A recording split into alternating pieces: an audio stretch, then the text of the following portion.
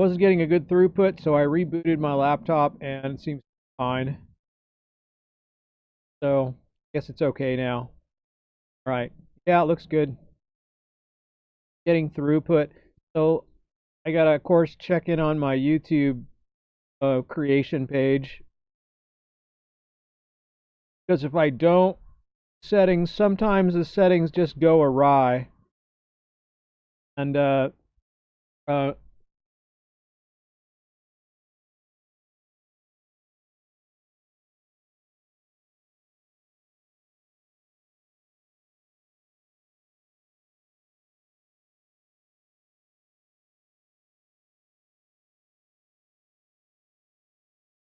let me look into that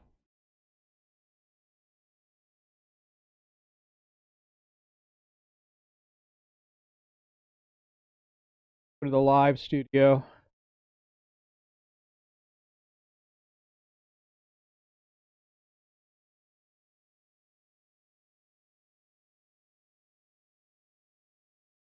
Got my current. It's going. Oh, good. Yaswanth. Hi. Very well.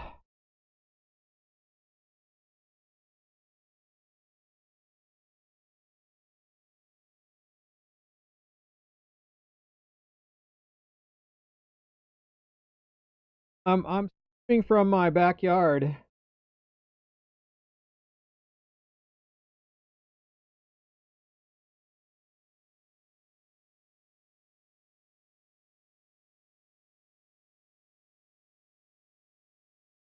Turn that off.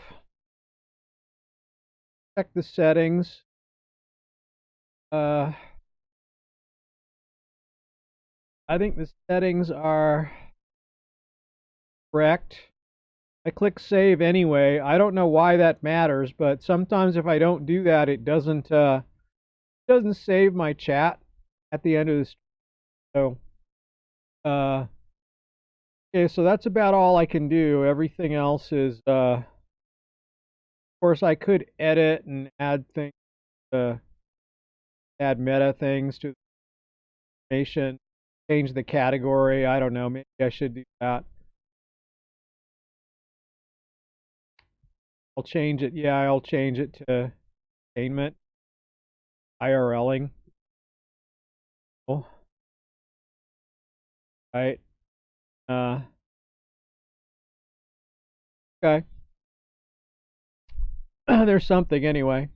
All right. That's about all I can do. I do not play yeah, I just started I um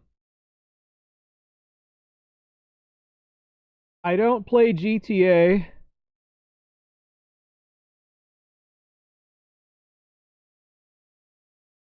Or I guess more accurate would be to say I have never played GTA.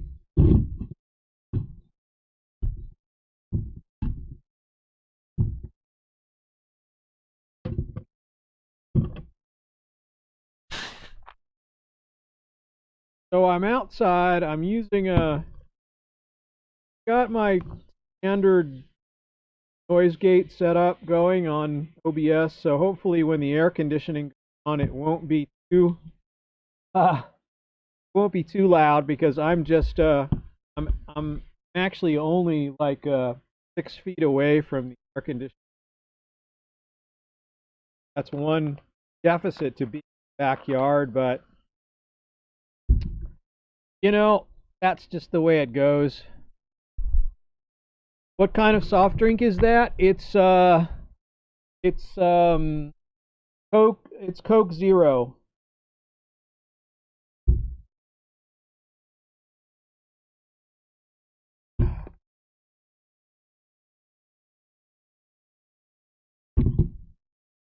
Okay, I guess I can shut that off now.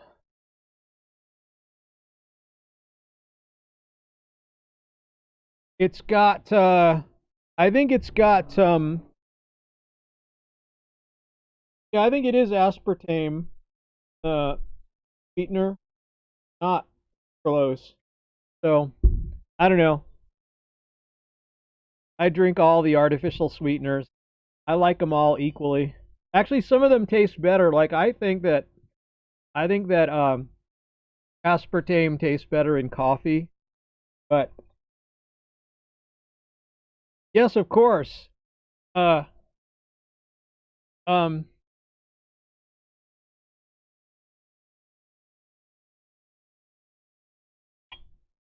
and now people are dropping in from Mixer as they usually do. I've been getting a lot of people from Mixer here lately, and I'm doing different things on my YouTube channel and getting no subscribers. In fact, probably losing a few. But um,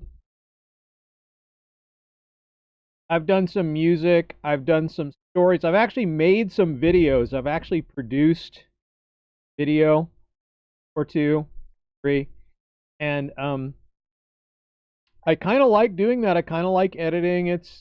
I don't do a lot of it, but it's I do some.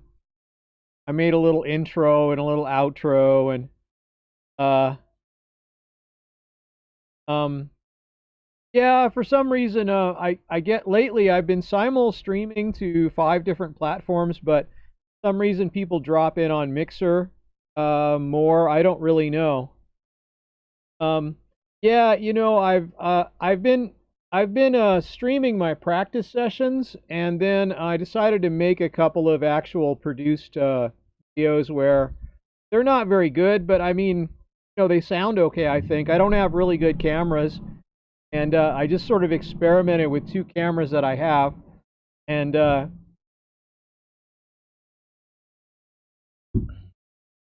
then I have these story videos that I make, which you can see the ones that have a I'm sitting in a beach in a beach landscape, and there's text on the thumbnail on one side, like on the left side, um and um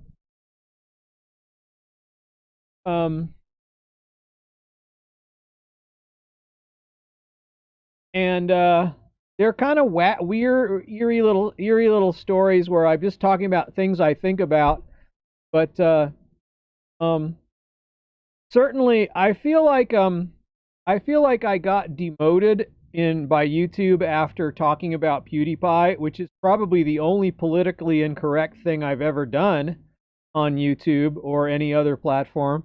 But um um YouTube has PewDiePie derangement syndrome. So um even though he's their most popular streamer, and they just paid him a bundle of money to come back to YouTube to stream. So that's pretty cool. I think I really admire him so much because like he managed to get a huge amount of money to go to D Live, and then he streamed on D Live for about a year, and then YouTube has given him an exclusive deal, and he's gone back to YouTube to do live streaming. So I think uh, I think that's pretty amazing. So um, he got paid twice for switching platforms. Yep, and there goes the air conditioner. But it looks like I got the noise gate set right. So at least I'm using this little Fefine mic that I did a review on. I brought it out here. It's pretty good. I don't have a windscreen on it, but it's not windy out today. Um, so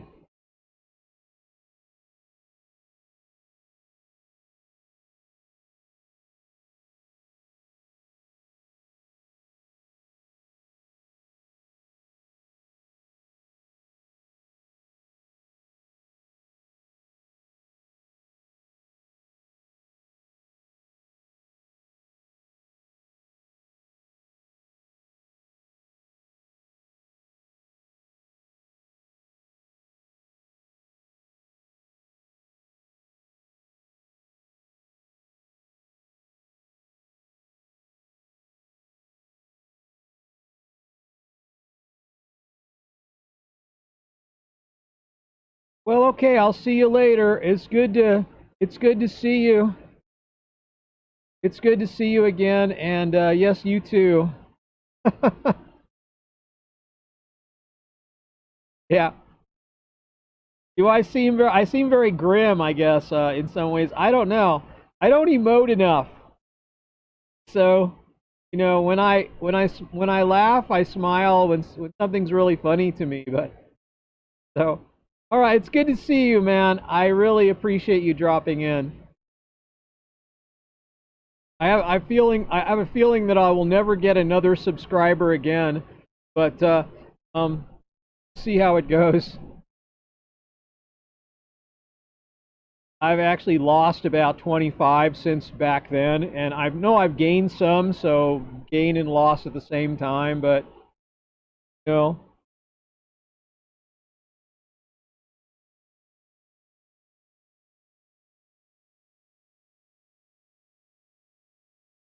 So let's see how this works.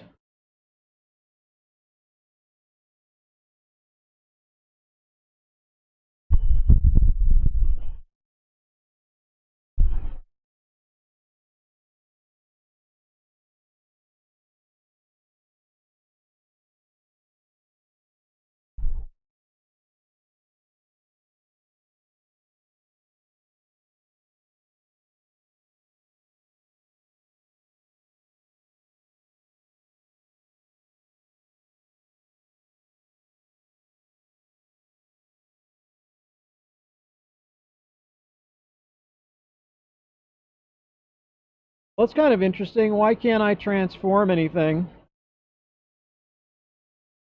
It I have to unlock it. Oh, I guess so, yeah.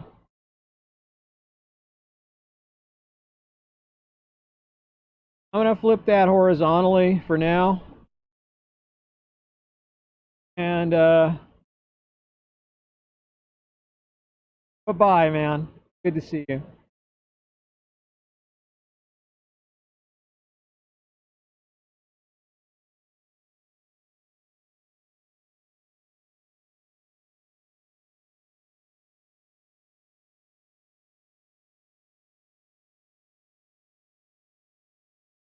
Well, let's see about the full screen preview.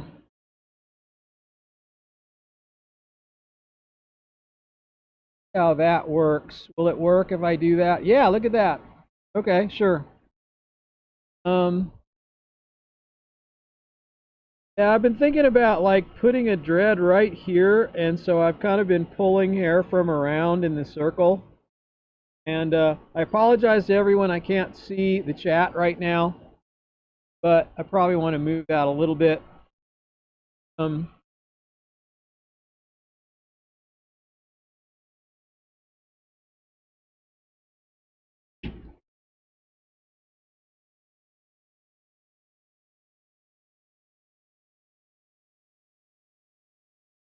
kind of am going to do this on the stream because what else am I going to do? So,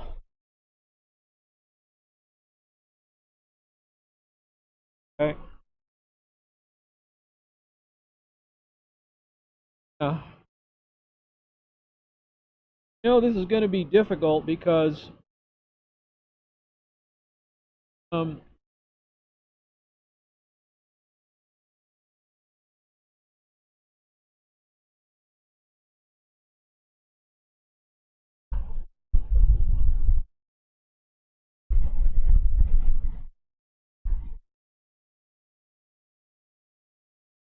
yeah, this is how I'm going to do this.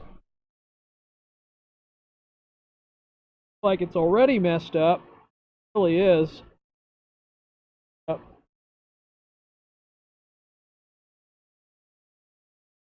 no, it's not bad.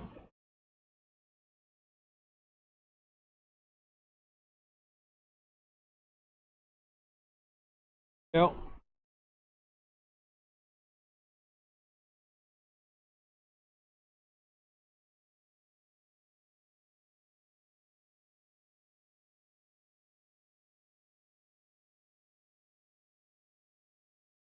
go up and down a little bit.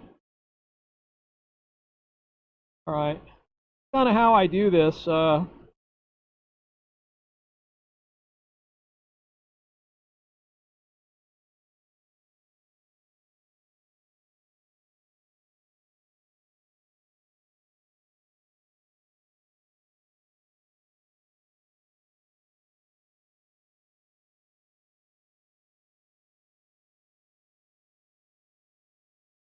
Yeah,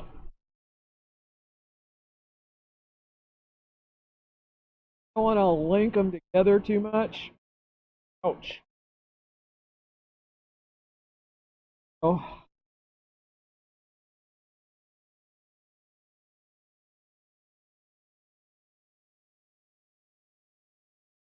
okay. Whatever I do, it's just like, Bell's law of taxidermy is no matter how bad it looks, you can always fix it. So, um, kind of follows that general guideline. Once again, I'm sorry I can't see the chat right now. I'm using the monitor as a full screen viewer. So,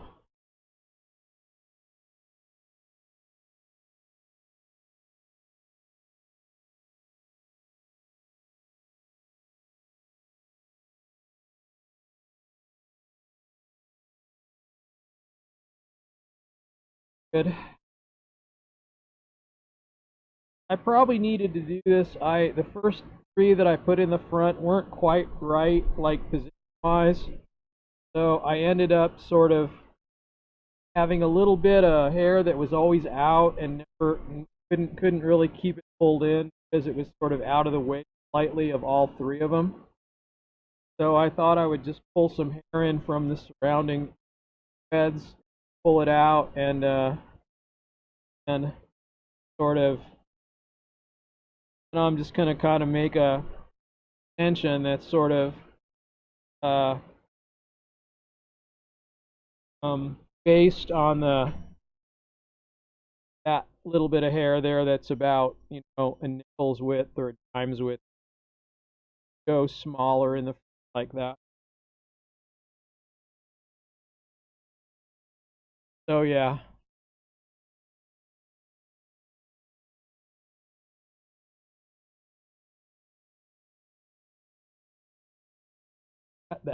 cut that, and here I have at least a foundation. Now, question is, do I want to on with this now? Yeah, I guess I do.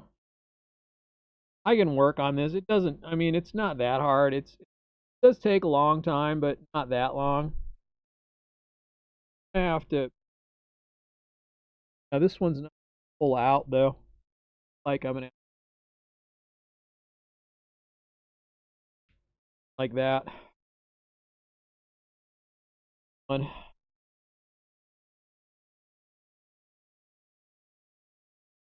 Yeah, that's better. Um, feels good. Actually, fine.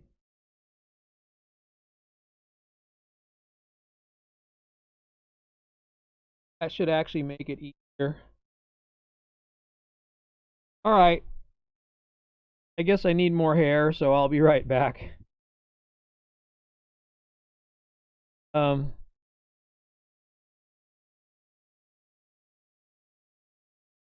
um, it's half and it's partially my own hair and partially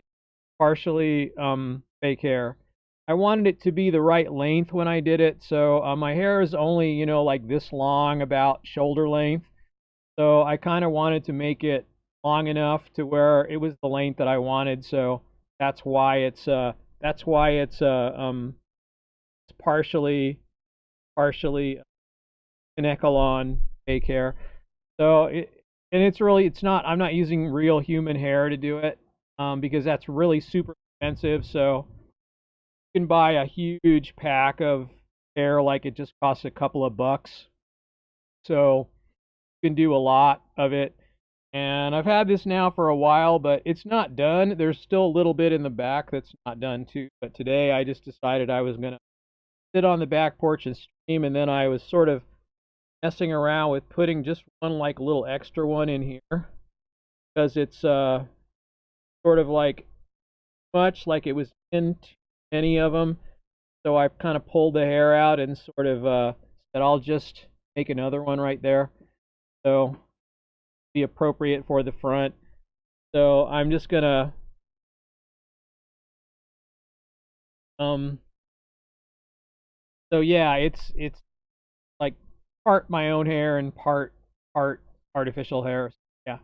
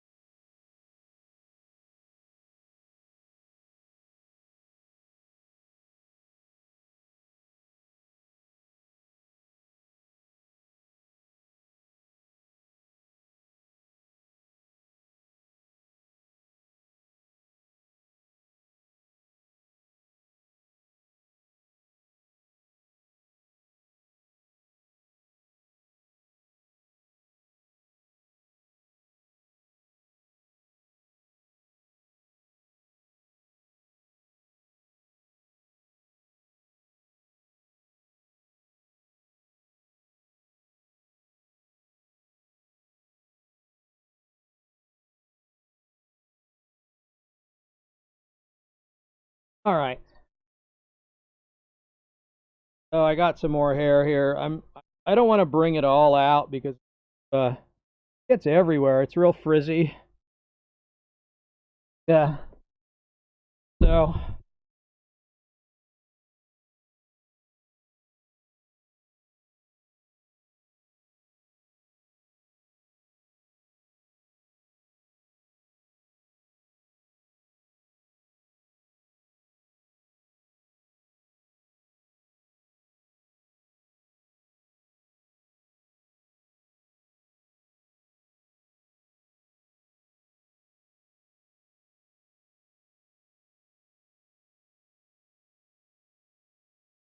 okay. Yeah, right.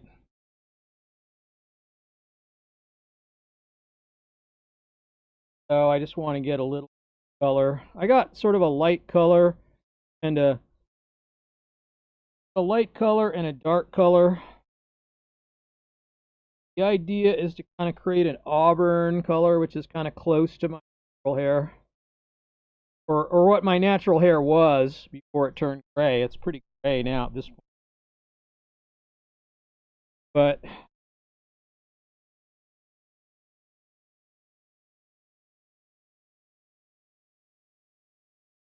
anywhere near.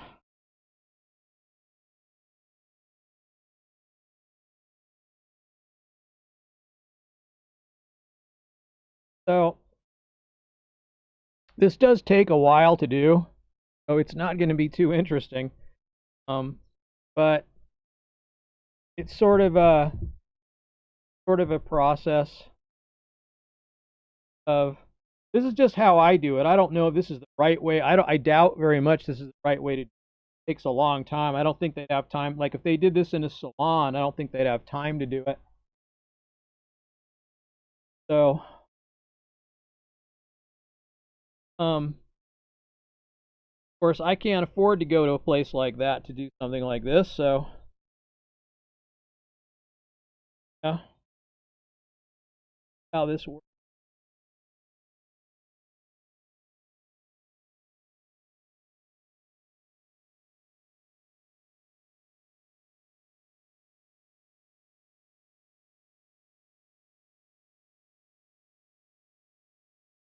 Like I have that much.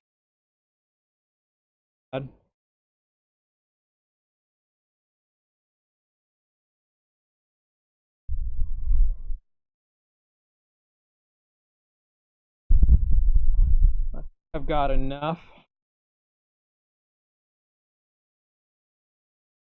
Yeah, that looks good. Okay. Once again, I'm sorry I can't see the chat, but the best I can do using the monitor as a mirror.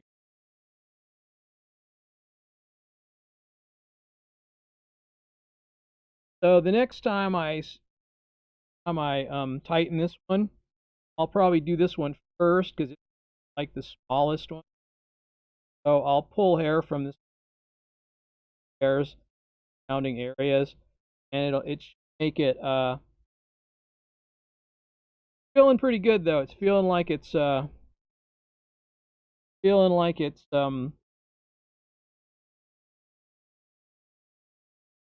feeling like it's pretty haven't made it too small or whatever, but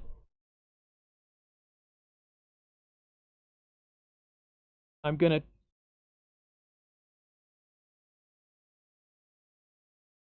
this is like this is how the sausage is made, you guys. Uh,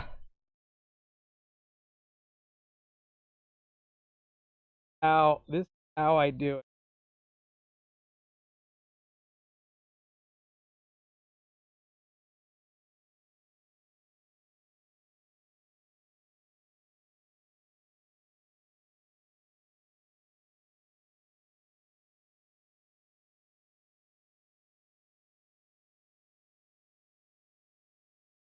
I'll just go up the line here now.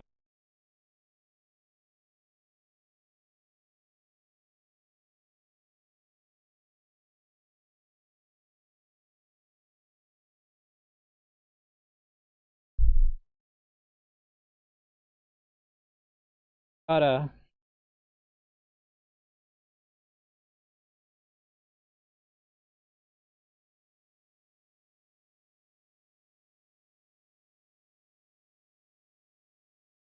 kind of make a kind of long as the other ones in. You have to kind of keep untwisting it too, like not getting all. You're kind of trying to keep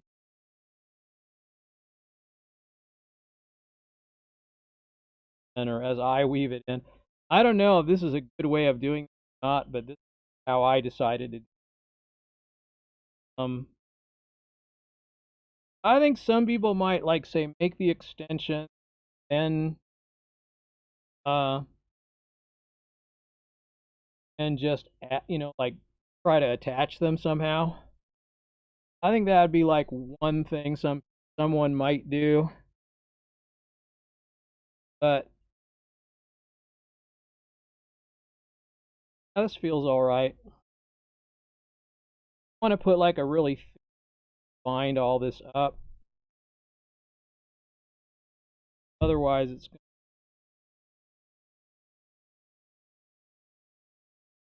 random looking.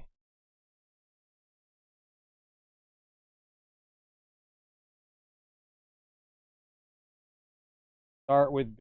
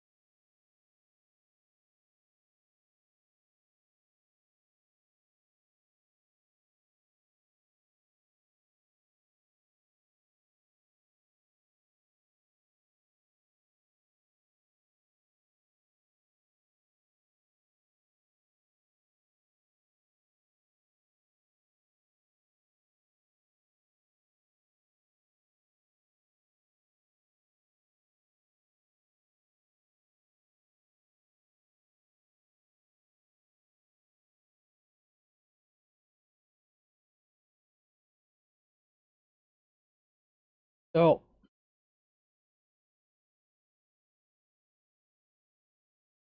all these away or move.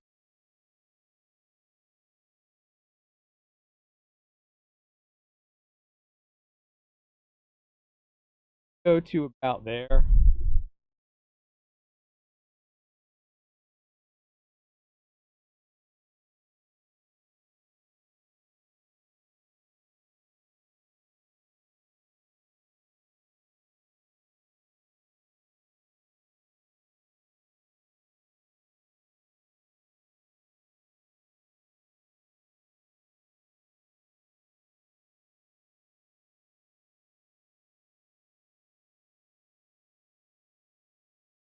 Probably good. So now I'm just going to reverse it around. Back, just go back up.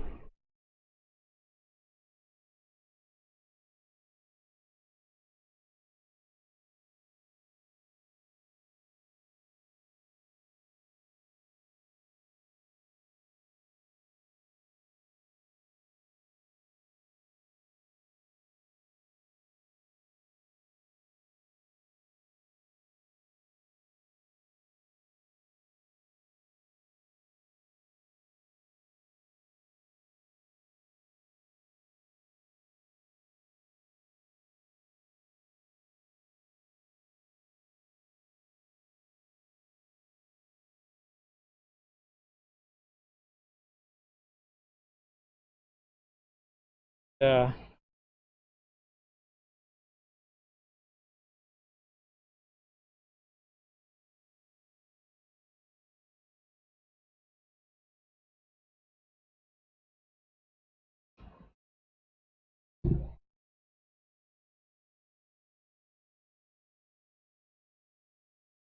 right.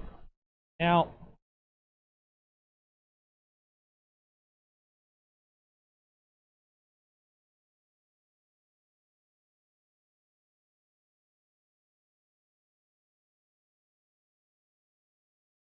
take very little,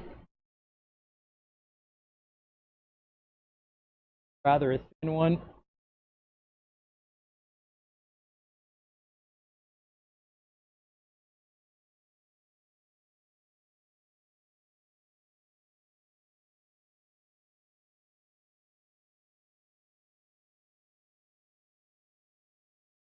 And hopefully,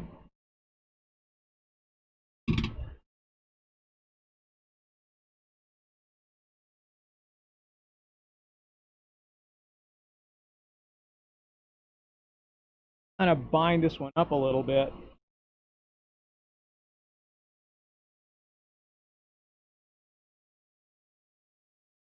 Okay, let me see how that could work.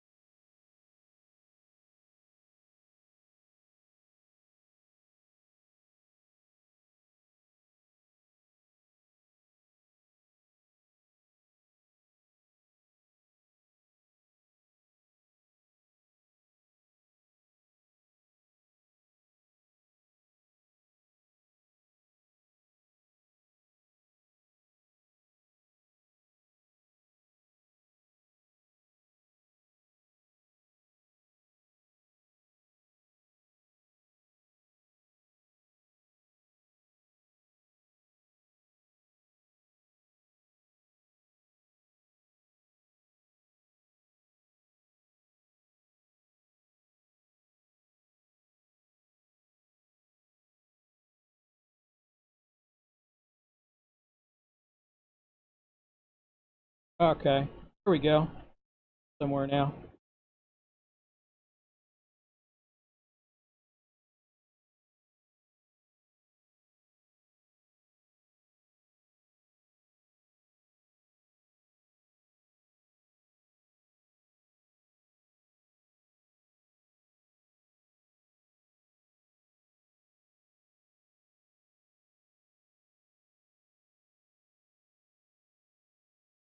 I'm sorry I'm not looking at the chat, you guys, but I'm using the monitor as a full screen mirror, um so I can kind of do this a little faster.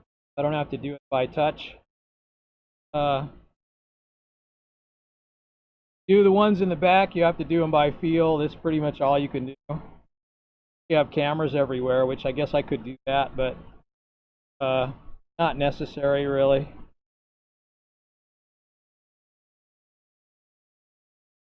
Oh yeah, that worked pretty good. That's just what I needed.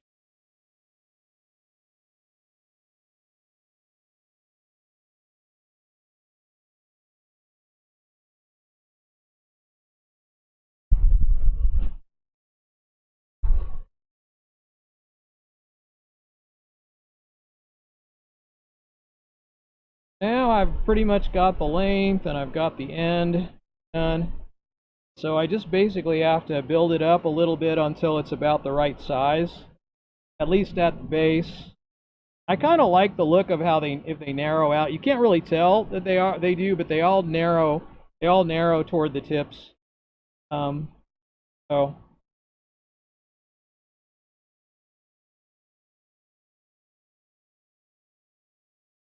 this one maybe a little less so, but I don't know. Right now it's pretty straight and up and down. A little thicker at the end because it's doubling back, but no matter how bad it looks, you can always fix it. Hull's law of taxidermy. So, yeah.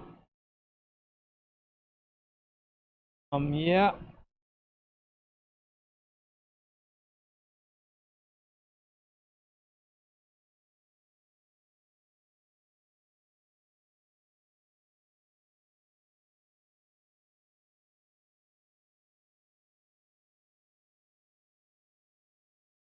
Right.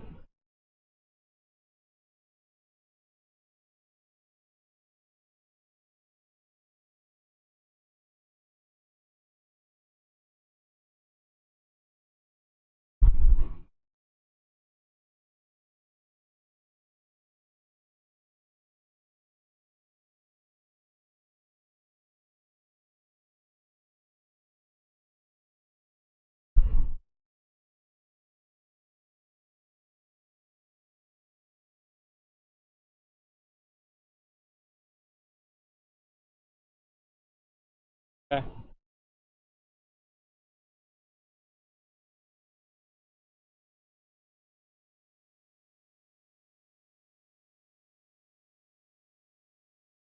Okay.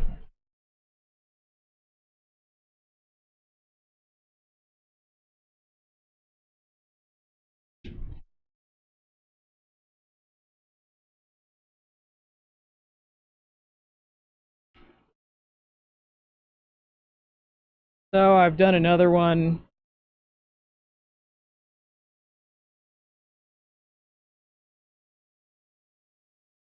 Okay, maybe I should take a quick look at the chat.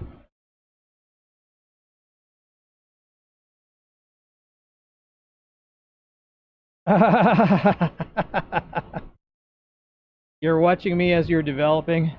Uh, um, I don't know. Random friends on friends Facebook. You know, people you just click like recommended uh recommended uh random Facebook friends. You get these recommendations or you click these random links and you friend people. I don't know. I don't know that much about Facebook, to be honest. Um I just um I have hardly used it, to be honest. So when I discovered you could stream to it, I just added it to my list of uh, things that I stream to. So you're not going to often see dreadlock stream, but that's just what you're going to see today for some reason. Not sure why I'm doing this. I decided I was gonna do a backyard stream because it's sort of nice. It's a nice day. And then I just sort of one thing led to another, and I said, well, maybe I'll do this one dreadlock thing that I've been wanting to do here for a day or so. And so just gonna do that. And anyone pops in and thinks it's weird. We've been friends for a few years. That's interesting. Have we ever talked before? Did you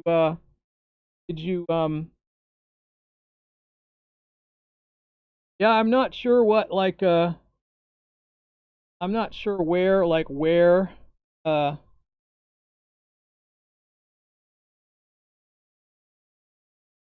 oh, this is not going to work. I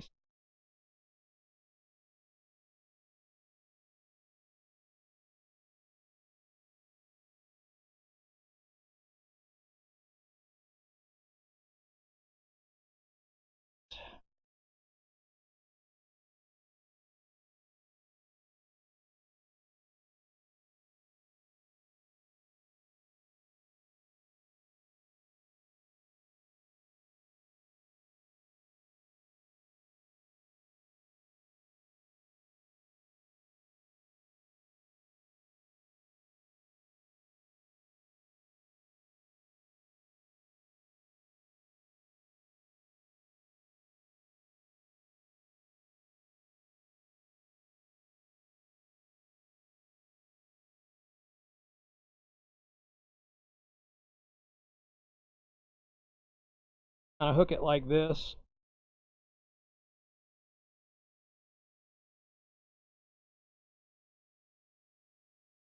That should work.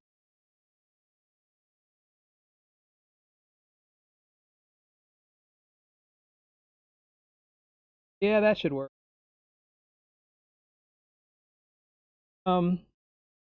I guess I'm looking at my chat now. Uh, but I'm just using tiny little um I mean, I really don't need to be honest. I've done this for so long now that I've done this a number of times. And I mean, I've done my hair up completely like this once, like twice before, and then I cut it all off, and then I put it all on again, and um, this is the third time I've done it, and it's not done yet either. Still some in the back that's not quite done. A little patch in the back that's threaded. So I'm just gonna see how it goes. But this one here might have been a little bit previous. Uh, I probably needed to pull a little bit more hair out from the surrounding dreads and get enough to get one on there like this. Not quite best plan, but it's okay. I'm gonna do it. I'm gonna leave it now. I think it's fine. I'll just have to see if I can improve it over time after it grows out a little bit.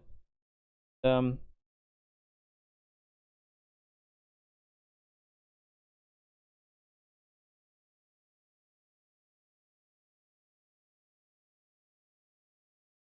so we've been friends for a few years, but we don't know who we. But it's probably just like we probably just clicked a random friend link, or I sent you a random friend request and you responded, or vice versa.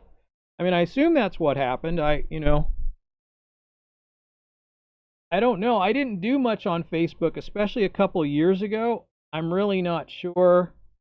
Like, when it comes to like back then,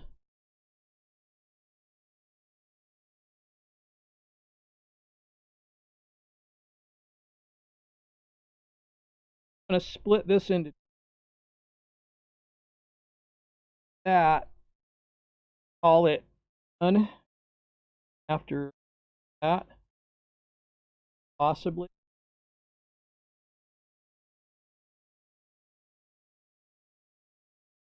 I think that could be good.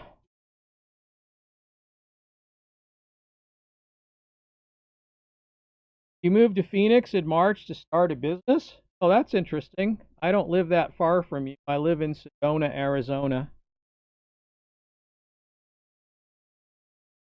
I grew up in Phoenix, though.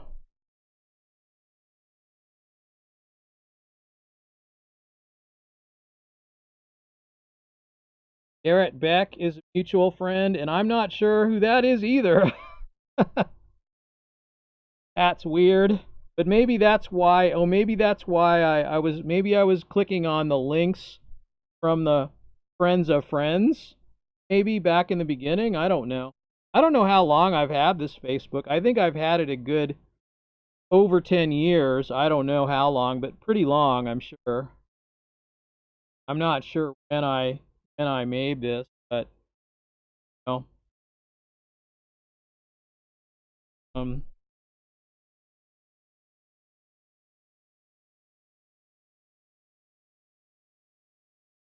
it's not cold. It's so hot in Phoenix that the ground is hot, and so when you turn on the cold water, it's hot. And it's not such a problem here in Sedona. Our ground is cold here, so our water is cold. Our cold water is also cold up here. Although this is not a super cool area, like as far as weather goes. Uh it's it can get to 100 in the summer sometimes, but it cools down at night. And back up. I Anyway, um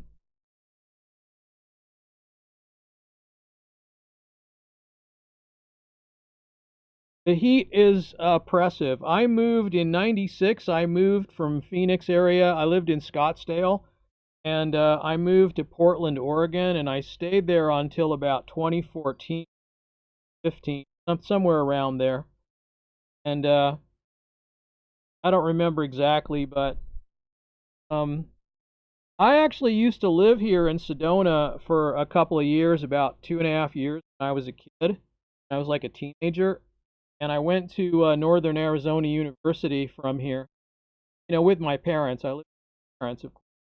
I was a teenager, and um, and then after that, when I moved to Portland, Oregon, it's rains all the time up there. I really like that. I do miss it. Weather-wise, it's a beautiful place. It's really green, a lot of pine trees. Rhode Island, gosh, that's a beautiful place. I would love to live in the Northeast. March 20th. So what kind of business are you in, if I may ask? Is that too forward a question? General type of business, or do you want to advertise your business on my stream with nobody watching?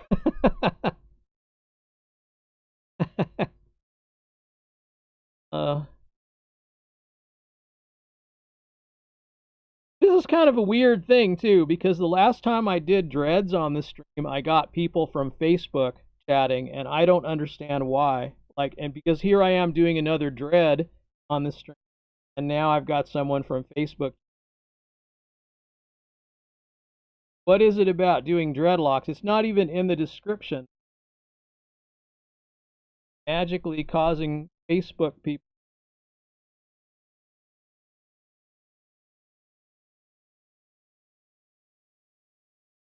I don't know what to say about business opportunities. So hot, it's hard to think there. But um, it is a good, vibrant economy. It has been for a long time. It's always been a good place to get ahead. That's My dad moved there. My dad moved us to um. Your business is Dirty Solutions. We provide development and consulting solutions commerce or owners. Well, why do you have to be in Phoenix for that? You could be anywhere. You could buy a house in the middle of nowhere, Alabama, or any place, and you could do that.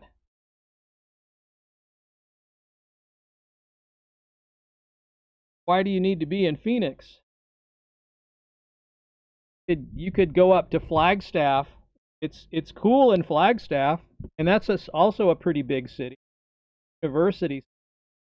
Want snow and cool weather, or kind of Sedona where I am, or this kind of Verde Valley area is it's not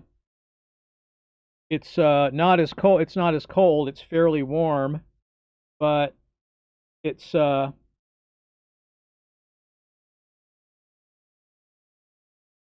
it's a little bit more uh,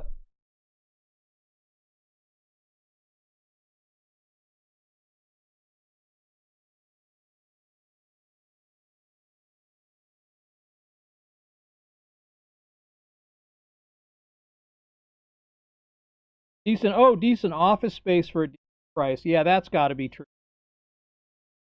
Uh, but with a virtual business, like, what do you really need office space for? You just have people located all over the country. Even if you have employees or contractors, you could have people located all over the place. I used to manage database driven websites back in the day, and um I just did that from home. Yeah. I mean, good that you have. I mean, sometimes it's productive, honestly. I know, all kidding aside, sometimes it can be more productive having an office, having office space. And I know that's true, but um I just I just feel like there are problems with full business. Getting people motivated and doing good work is not always the most easy thing to do.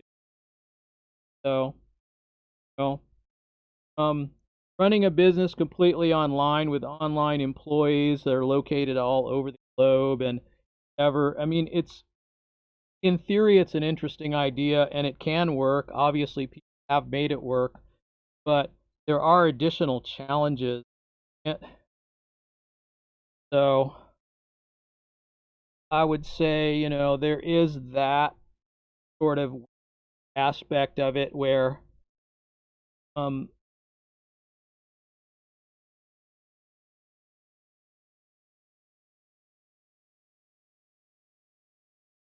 where maybe,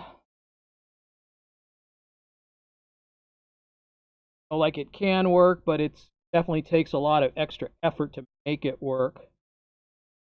So let's say that. Let's say that about it.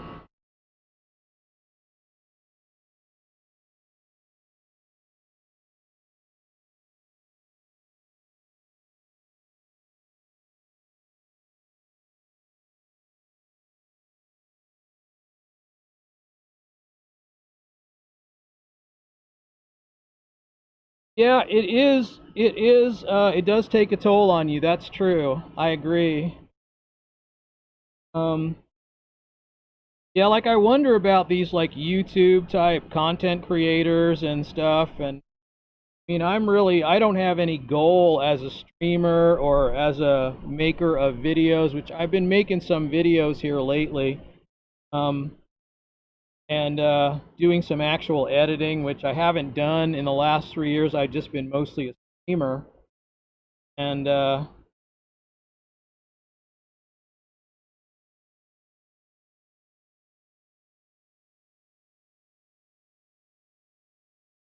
so, there is sort of a nice, yeah, they do. It's true. True. And I did a story video about that, about how self-motivated you have to be, and when you actually experience it firsthand, like, you create a video and you upload it, then you realize how you don't have any momentum. Momentum is just an illusion. And you just basically are always one upload away from quitting forever. Even when you're successful, there's still a certain amount of that you have to deal with. So, I think I'm just going to leave it at this for now. I don't know. I feel like this is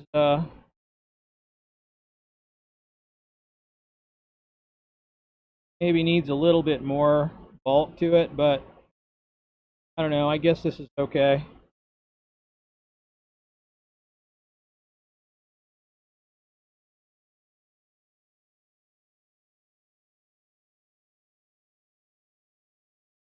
So at least I'll be done for now then with this. There. Okay. There we go. My little piece of foam is falling apart into little pieces. I got to get a new one. Keep my needle in.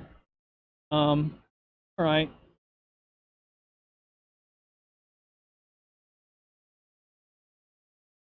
Okay.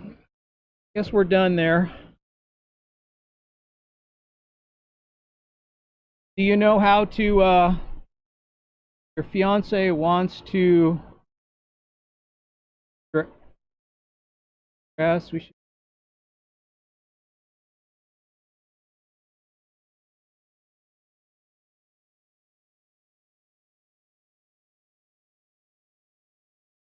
I don't know how to do that actually. I'm not even sure. Like all I do is right now is oh, dreads. Oh, so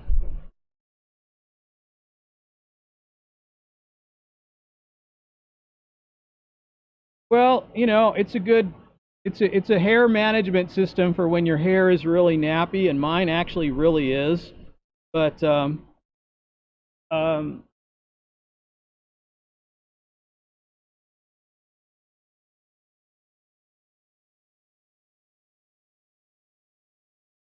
I don't even know how to do a live group. Is this a thing on Facebook, or is this just like using Zoom or something like that?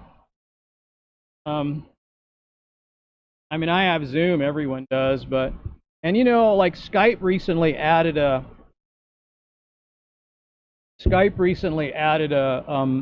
some meeting architecture to their platform, and you were able to have meetings over Skype before, but they just added like this Meet Now button, and you could create a meeting. I guess they're trying to. It's an option for Facebook groups, and I don't have a group. Do you have a group? I mean, I don't. You have to be in a group. Groups are like the PewDiePie appreciation group or whatever, things like that, right? Is that true or?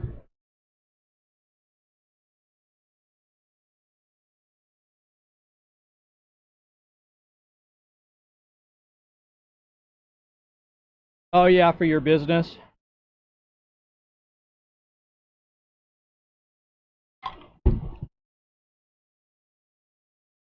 So are you the coder? Are you a pretty good coder? Or what's your or do you have people working for you that do coding or um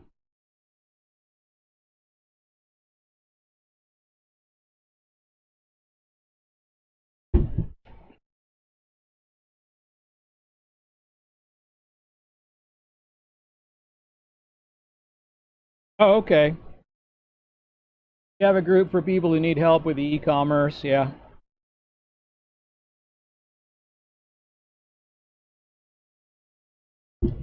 Hey Alfie, thank you for the follow.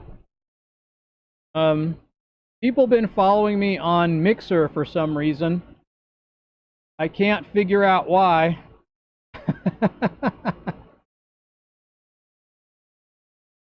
Why would you follow me and then say that? Yeah, mixer people are insane, but they're very entertaining.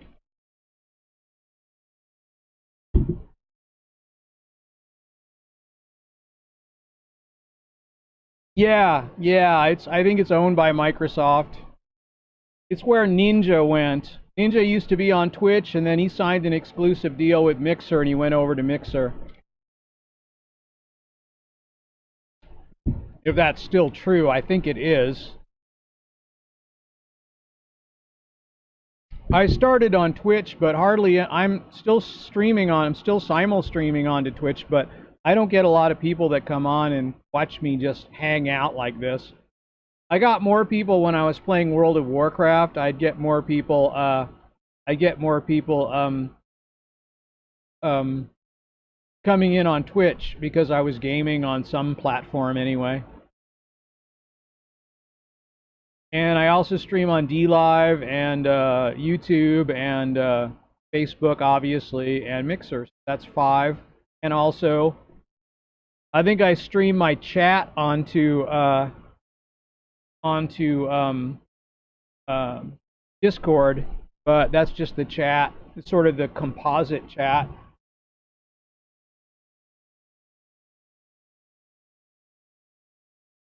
You know, back in 2012, you could actually make a name for yourself back then. It wasn't so hard. There weren't that many people on the platform. Anyone back in 2012 that was consistent could definitely have like a large following by now and be a partner. But it's hard to be a partner now even without a leg up. I know Fantastic P, Jeannie, MXR's fiance, girlfriend, whatever. She started streaming there and doing gaming, and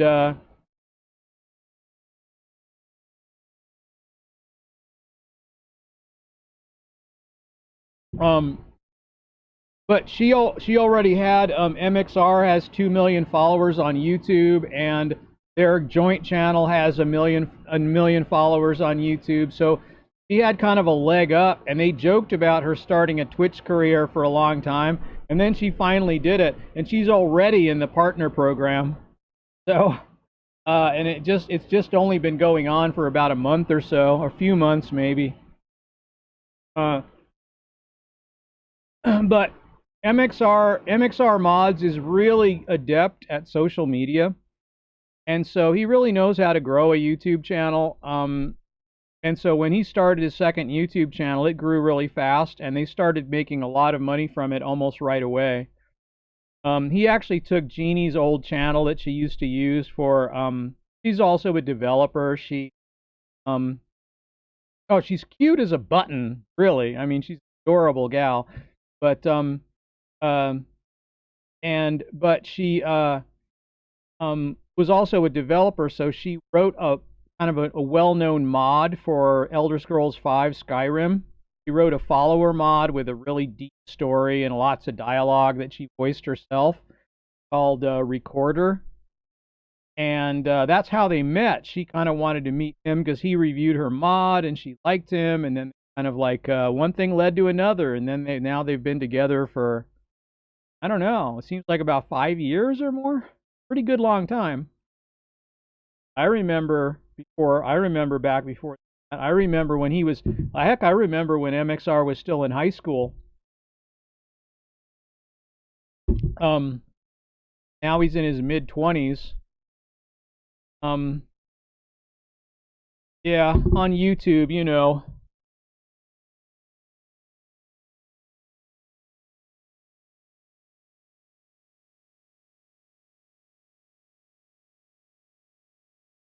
Uh, I think they're just very unique and interesting and fun people, both of them. Um,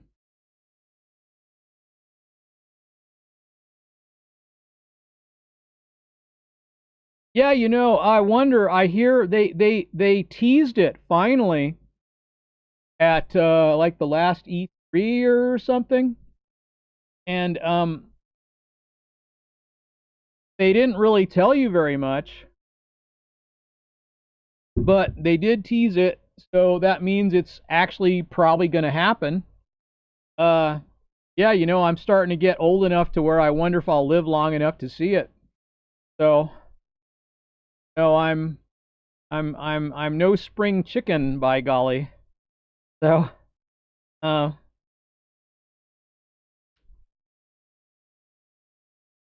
so I'll be like 63 when it comes out if it's 3 years.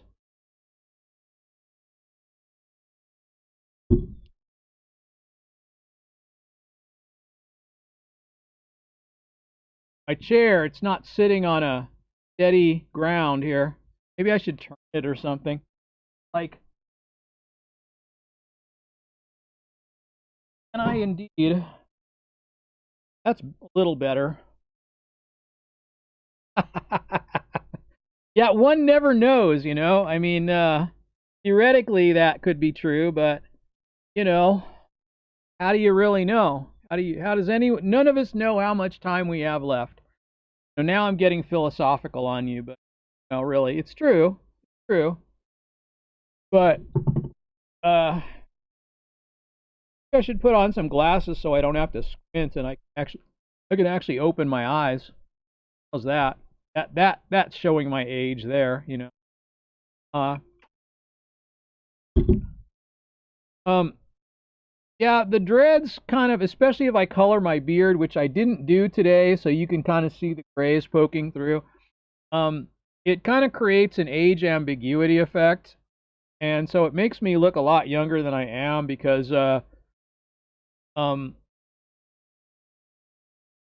you know, it's people can't really picture why a 60-year-old grandpa would have dreadlocks, so therefore it creates a brain hiccup, and so people will say today I didn't bother though. I usually like darken my beard with temporary color because it's really short, but it's not because I'm vain about it. It's just because I think it looks better on stream because I'm so pale anyway that if the my face skin is white and my hair is white, if my beard is white, then it's all white. You can't really see much. So I think a little contrast is good. So I usually put some color in my beard, but I was too lazy to do it today. And you're turning 30 in July. Yeah, 30 is where the 30s are where you feel like you're in your 20s, but you're a little bit more sensible. You still feel basically the same. Um, After that, you have to keep exercising. If you don't exercise, you won't feel very good as you get into your 40s and 50s. But if you keep up a good strength training regimen, you don't have to look like Arnold Schwarzenegger or anything, but you do. Well, I shouldn't use that as an example because he looks like a desiccated corpse now. But um, no, he's still pretty healthy though. I think he's still in pretty good shape. And I mean, he's just old. He's in his 70s or he could be in his late 70s at this point. I don't know. I don't actually know how old Arnold is. Um, but yeah, it's it's as you get into your 60s, you'll have more aches and pains if you don't exercise. But if you do, you feel pretty good.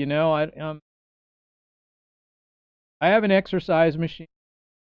I try to use it consistently. I also have a job that's physical. I work for the newspaper here, and I'm in the circulation department, so I prepare routes, go out for route drivers, and so I do a lot of lifting. So it's pretty good. It's pretty good exercise.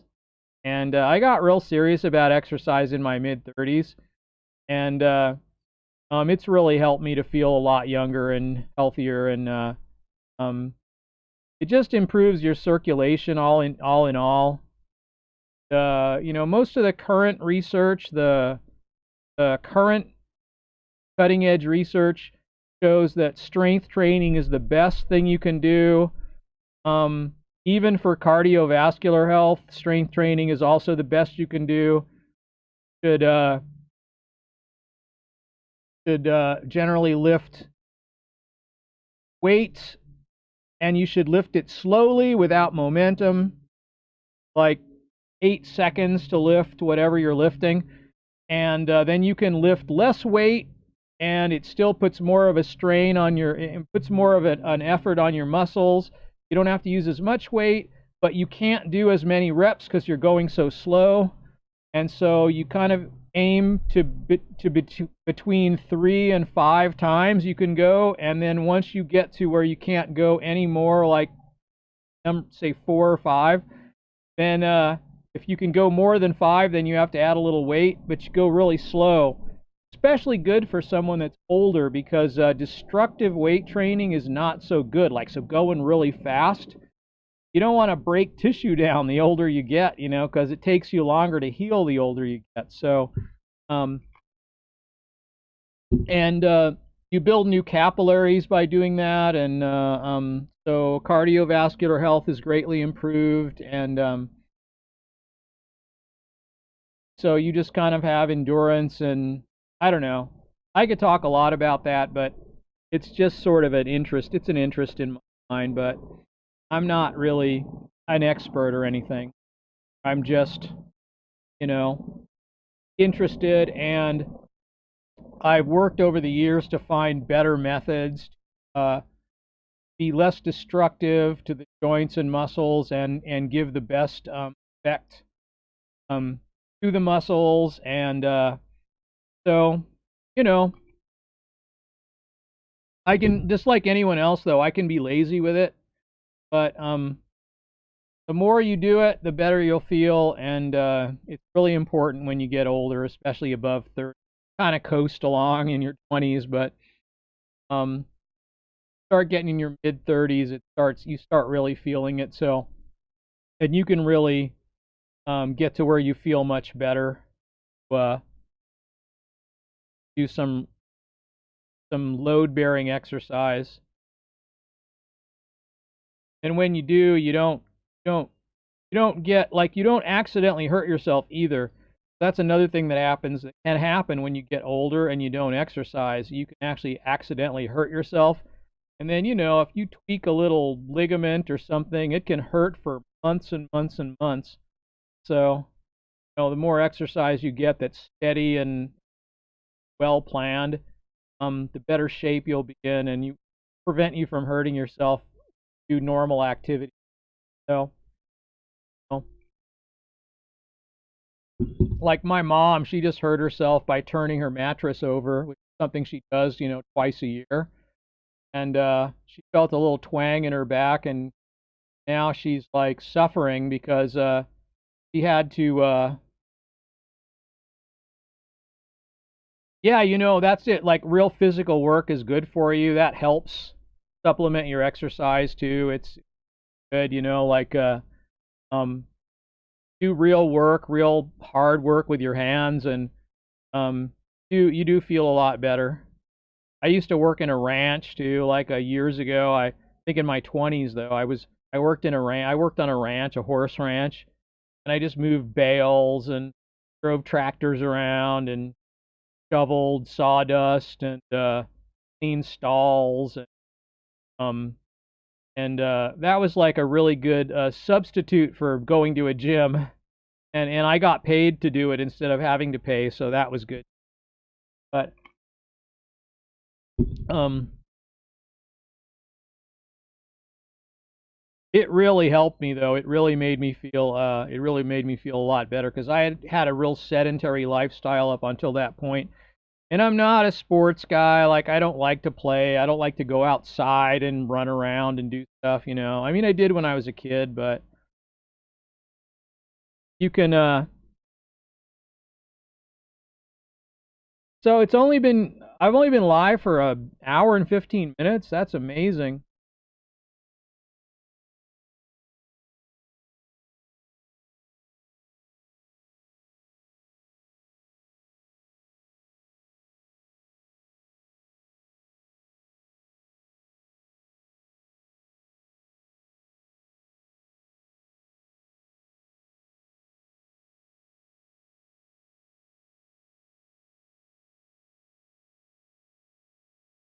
See what happens when I click this.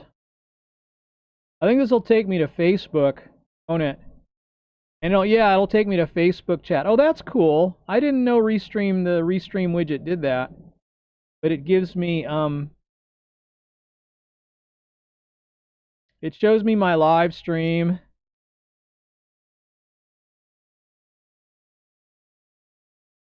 And then what happens when I click this? I think this will take me to Facebook. Yeah, okay. There's me talking. I guess I need to mute that. But now I can see yeah, I've been playing, I don't know. The only game that I play that I don't stream is Skyrim. I mean, I have streamed it a couple times. I streamed a special edition a couple times. But um so that's kind of interesting. So if I on the Restream widget, if I click on the Facebook thing, and it'll bring up Facebook chat, so I can type on Facebook if I want. What happens if I type here? I wonder if it'll echo. Will this echo? Yeah, it does. Okay. Well, it echo on my Restream chat. I've been playing World of Warcraft. I've been, that's how I started streaming. I started by just streaming regular World of Warcraft. I did a long druid leveling thing through Pandaria because I didn't play during Pandaria, so I wanted to see what it was like. So I pretty much did like almost all of the content in Pandaria. So then this thing, the same thing here. If I click this, I should get Discord then, right? But I'd have to log in.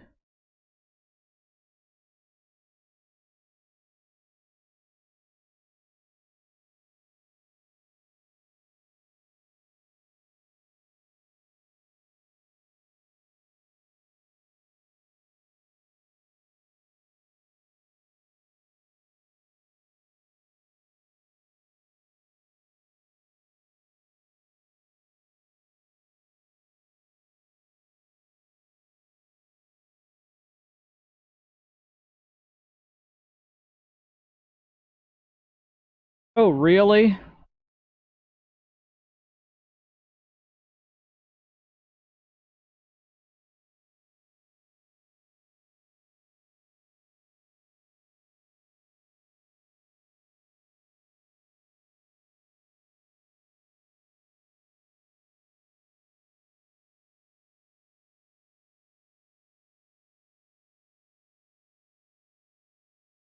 Guess I better do something about that.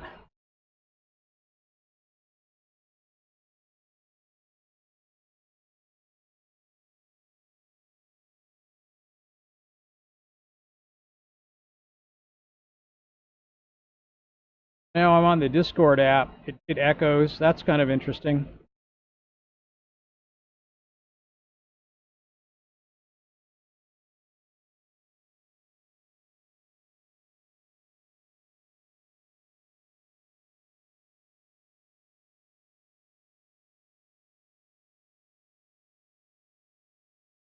Oh, interesting.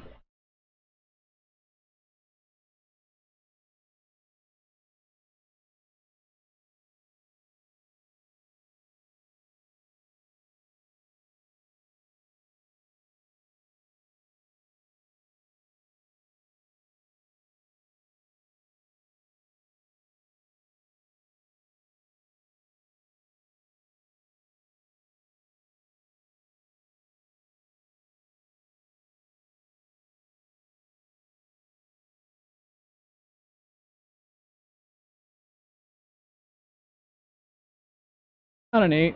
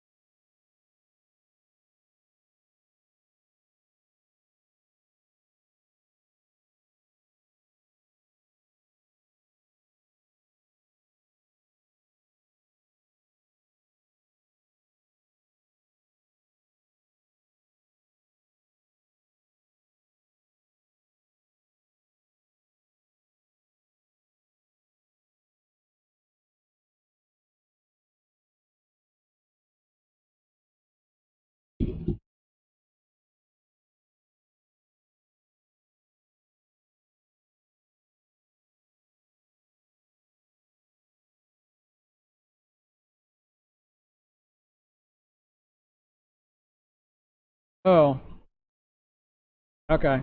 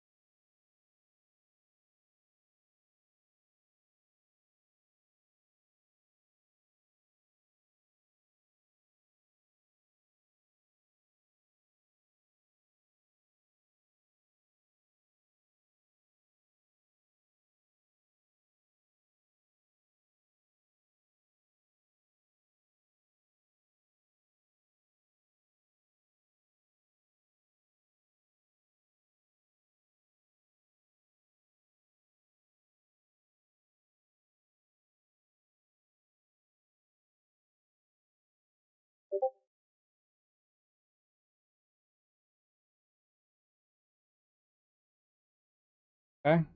Something.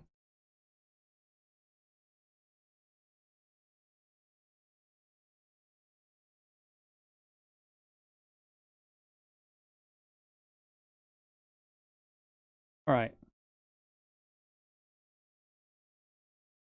Yep. We'll see you later, man.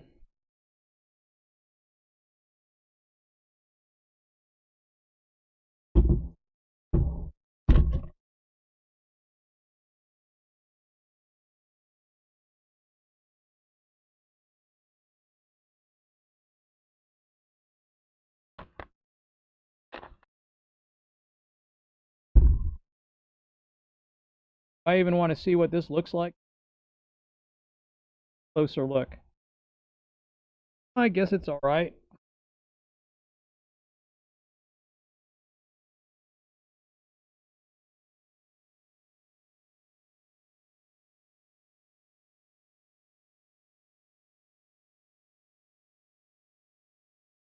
Okay.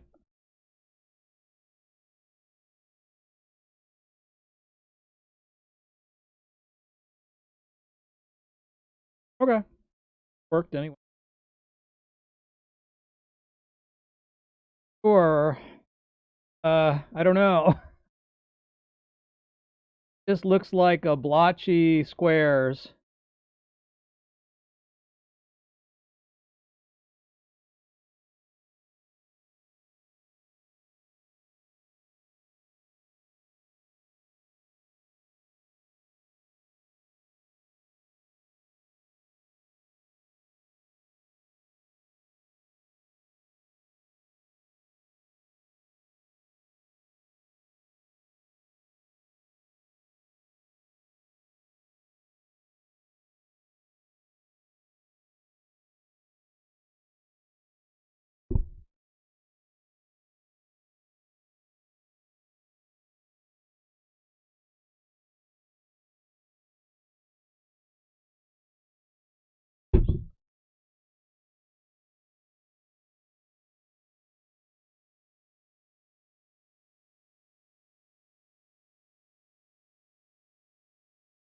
So, well, pretty much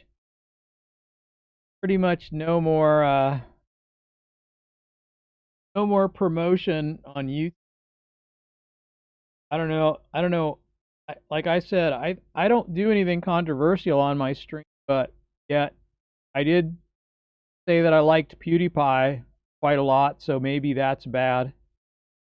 Um, there I just said it again. So, uh,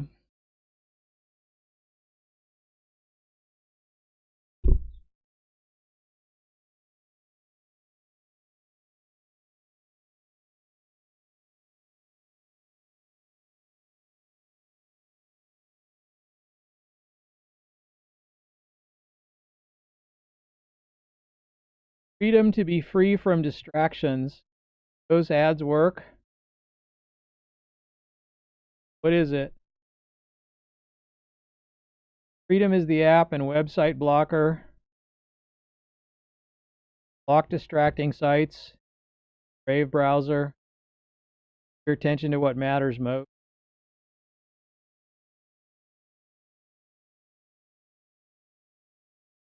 This sounds horrible.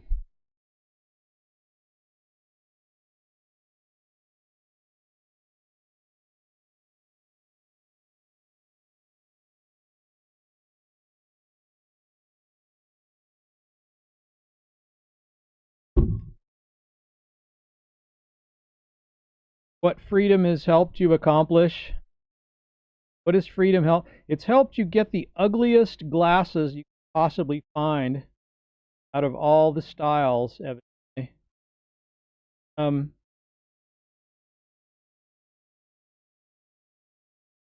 I don't know. It's a good. I guess it's a thing, but who knows? What good is it?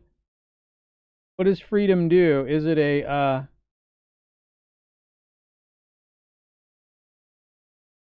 I mean, if you don't want to have certain apps or whatever, you can just uninstall them too and turn off notifications. Like on your phone. So I don't really get it, but there you go. It's an ad. It's a Brave ad. I watched it. Okay.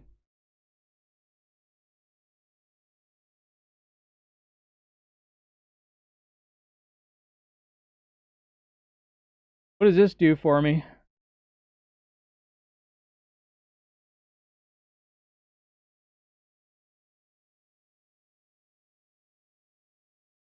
Oh,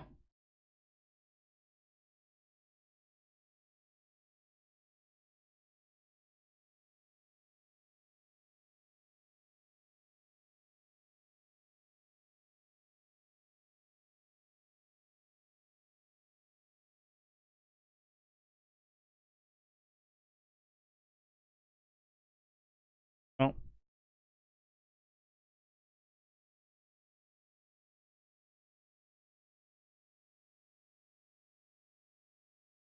Do. Does it do anything? Oh,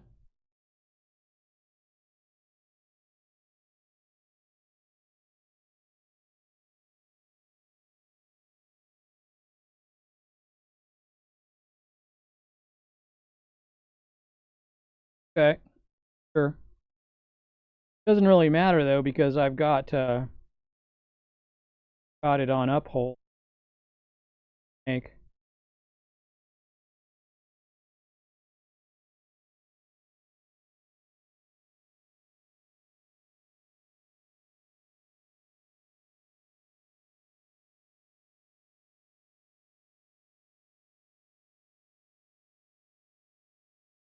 Knows or cares.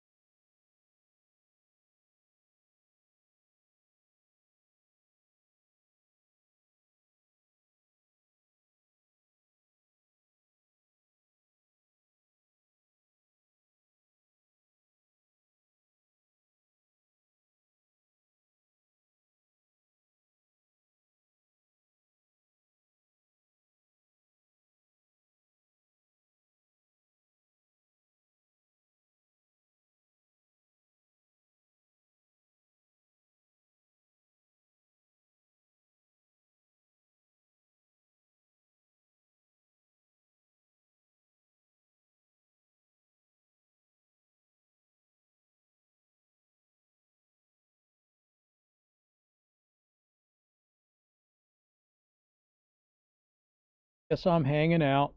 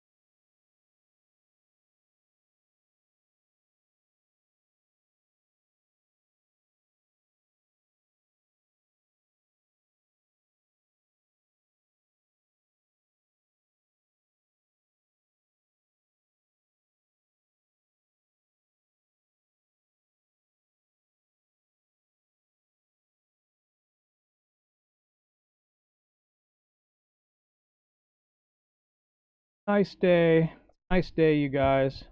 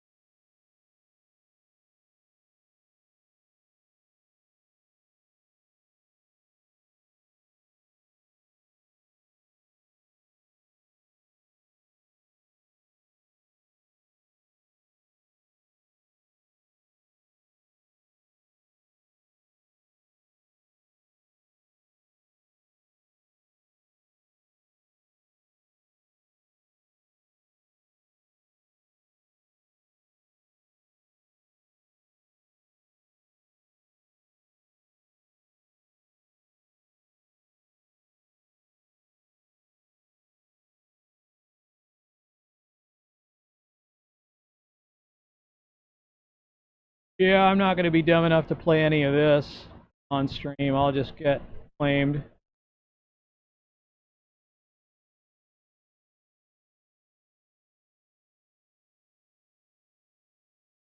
Alice Cooper, rock and roll legend.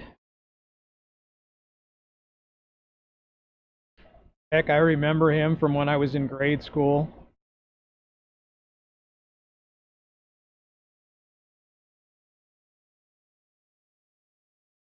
Gosh, he used to be on TV shows and stuff, just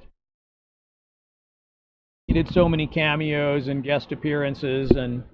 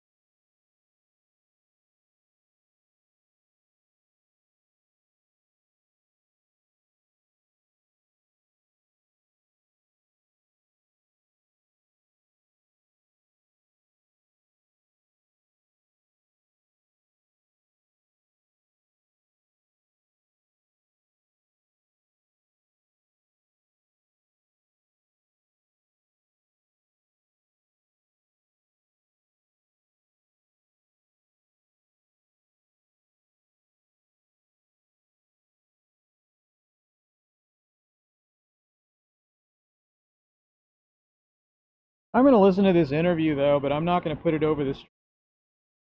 I just want to hear it. So, it's going to be pretty boring.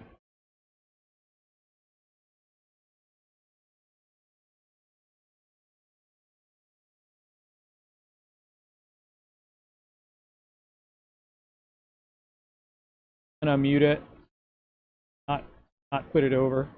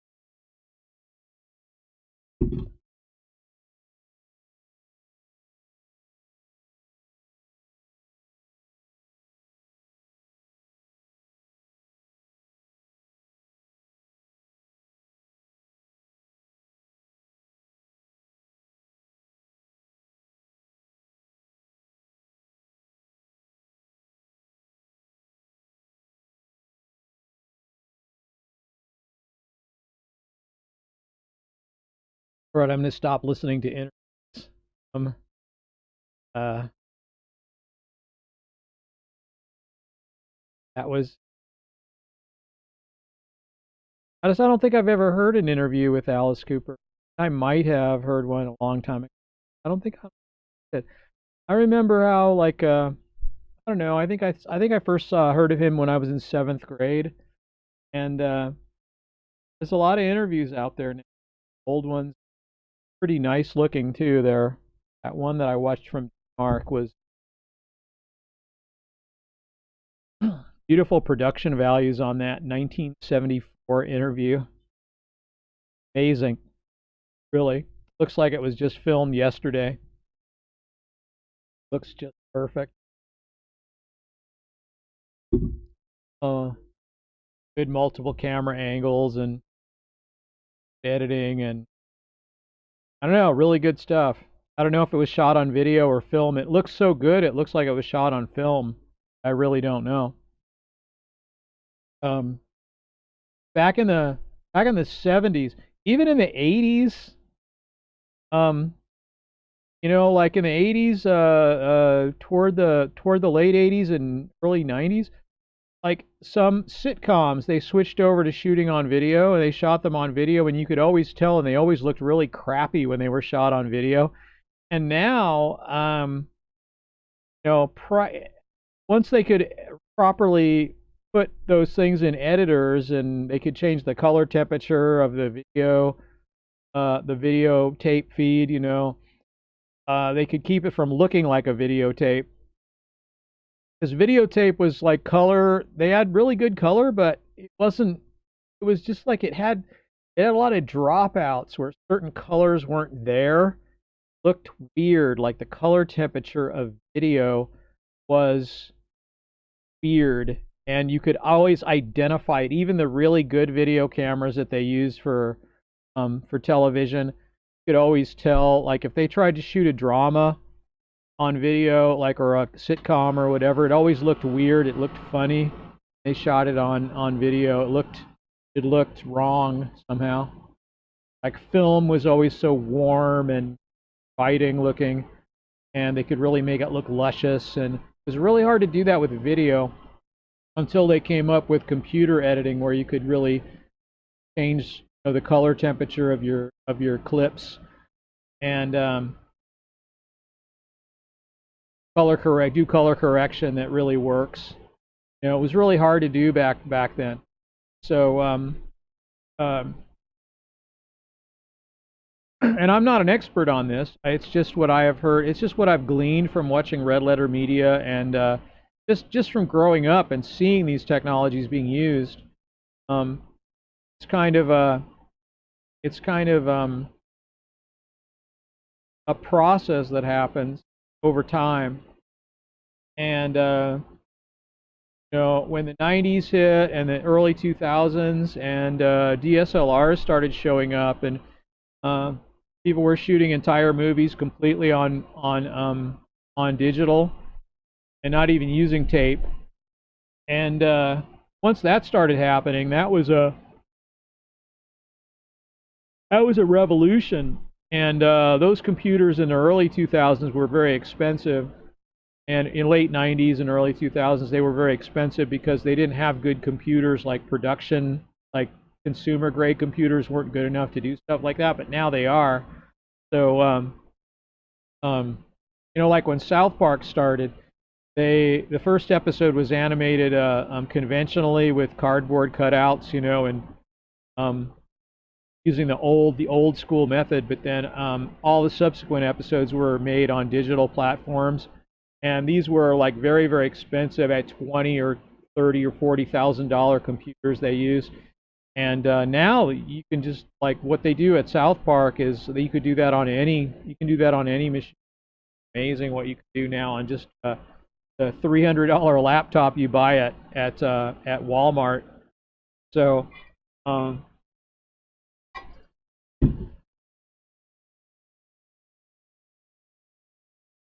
but it's kind of interesting how, like, I really don't get, no matter what I do on YouTube, I really don't get subscribers anymore. My videos are never promoted, and it could be because I spent some time talking about PewDiePie. I really think that's probably what happened. Although I know they've changed a lot of rules, and they've decided to demote most independent creators, practically all of them. So it's really harder to grow on YouTube now. But I don't know. I find that my produced videos, they don't get as many views, but they get more likes. I'm not sure what's up with that.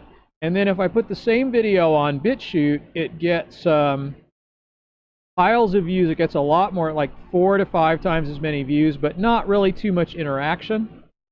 So I don't know if people are really watching them or just watching them for a few seconds, see if there's a cute girl on them or what it's all about or whatever. But basically, um, when I look on BitChute, you know, it's sort of um,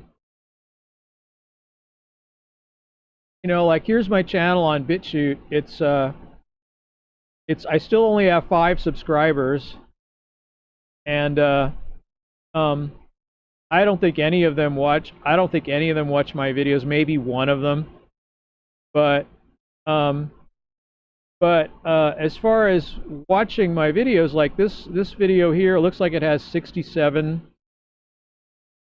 no, 50, oh, 57, 58, 58 views. So that's pretty good, really, right? So I have it muted, but um,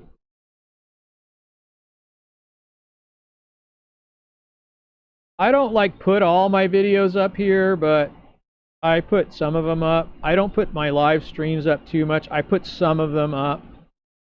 I haven't been here. I'm telling a story on the beach about content creators, and but you know, no comments really.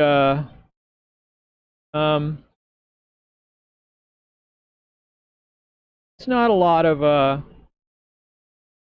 it's not a lot of uh,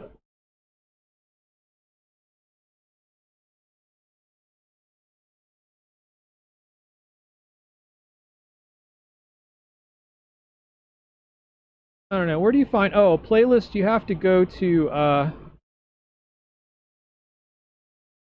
so, like, if someone clicks on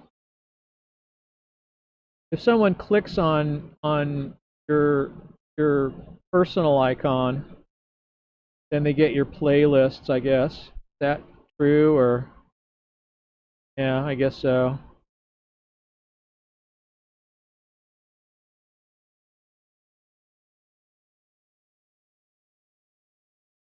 So yeah.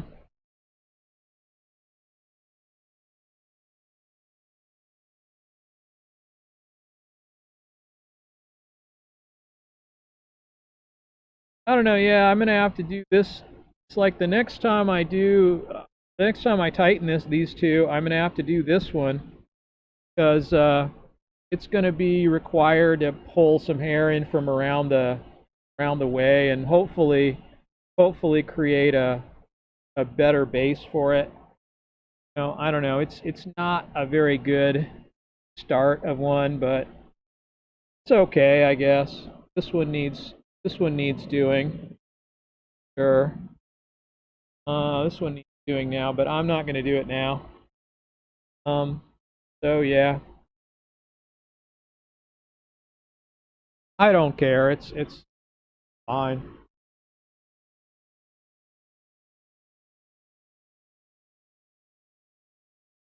And I could potentially fill them in. Like sort of sort of cosmetically fill them in. And that's a thing you could do. It can be kind of destructive on the top. Um, I don't know. Yeah, not really the best thing to do. Um,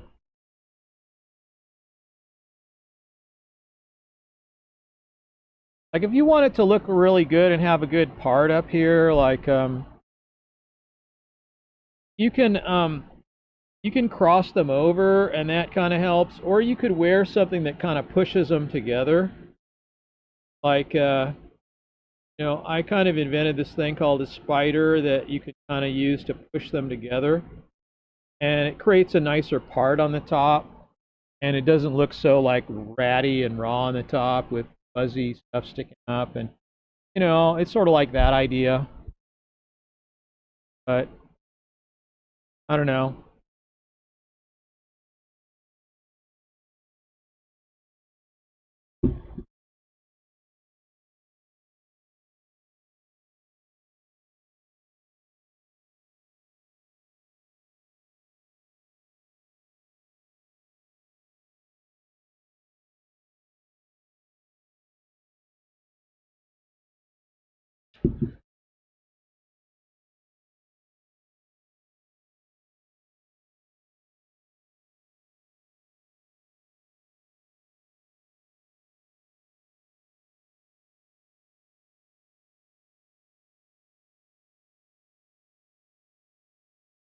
So if I wanted to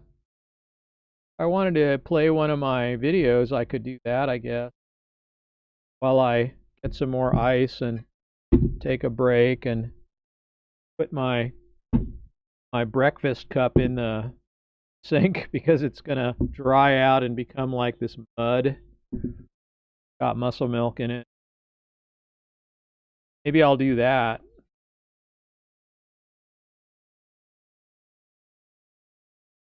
Or with the hay, because this is about a 10-minute video. So that's good for taking a break, maybe. Um,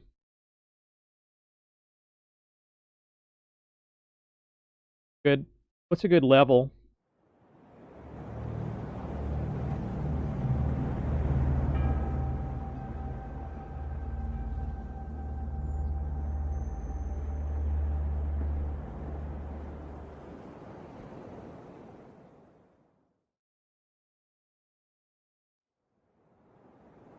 A friend of mine is an NLP practitioner. I mentioned to him that I have trouble sight reading music because I have a tendency to look back and think about what I've already played. While visiting me one day, he suggested he could do some timeline therapy on me and help me change that. Problem is me evidently not being neurotypical, but I'll get to that. So we did this timeline therapy, and then while it was true that I could sight read much better, it also kept me from doing my usual looking back that I evidently did in all aspects of my life.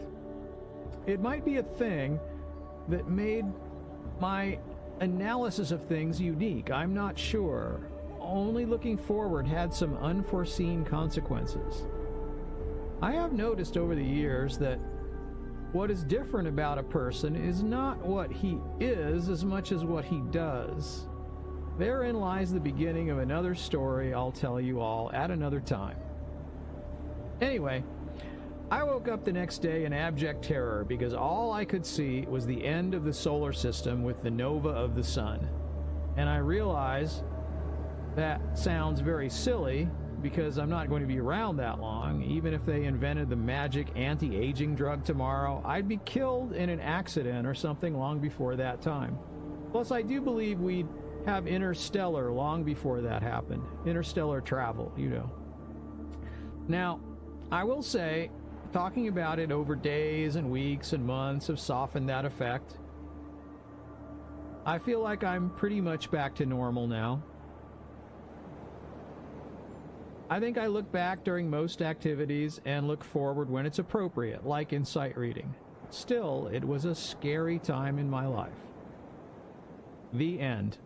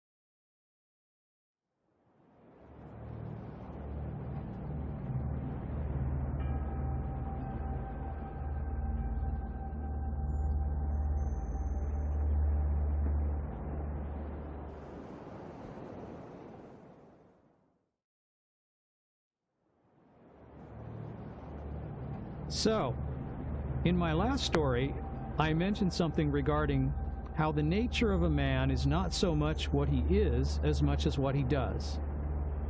I also mentioned that therein lay another story I'd tell you all at some point. This is that point. Some years ago, while attending a university, I took a lecture-style music history course. I was a little nervous about it because, at the time, I had a very high grade point average, and I have, in the past, not been so good at passing courses which had non-interactive style content. But it was part of the degree program in which I was involved, so it was more or less a required course I needed to complete at some point. Now, before I get into that, let me turn back time a few decades and give you some background. In all the schooling in which I had ever been involved, I had never taken notes. I had instead always preferred to listen intently to the lecture and think about what I was hearing. Now, maybe that was laziness, or just a desire to pay attention to the lecture. I'm not really sure.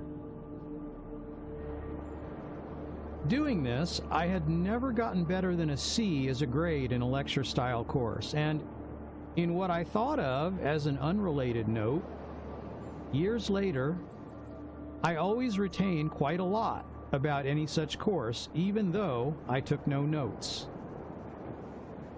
People I know well have always marveled at how much I retained of very difficult material many years later, even if it was information I didn't engage with in my life that often. Now, most people tell me that they don't retain much of their course content after finishing the final exam. I noticed that about people. While I could never get an A on a final, I always seemed to retain what I did learn about the subject for a very long time. To be honest, I never connected the two things. I never thought that they were related. I just thought that perhaps my memory was, if not better than average, perhaps different from other people's ability to retain things. Now let's get back to the music history course. Well, the fact is, I didn't want to get a C or a D in this course. I wanted to retain my high GPA for whatever reason. Perhaps it was a matter of pride. I don't really remember. Here's where the note-taking comes in. So, a few years prior, I had told a good friend who has several advanced degrees and who had been a very good student when she had been in school that I was going back to school, and that I was kind of nervous about it because I had not always been the best, most focused student. I remember at that time that she told me about her awesome fail-safe note-taking technique. Now, even though the technique is not important to the story, I'll share it with you all anyway because it was, well and truly, an awesome technique. My friend explained it this way. Use a spiral notebook and only write on the right-hand page. Write as fast as you can, not worrying about space. Keep turning the pages and writing on the right side. Don't worry if you write too big or sloppy. Just go as fast as you can and keep turning the pages and writing on the right-hand side.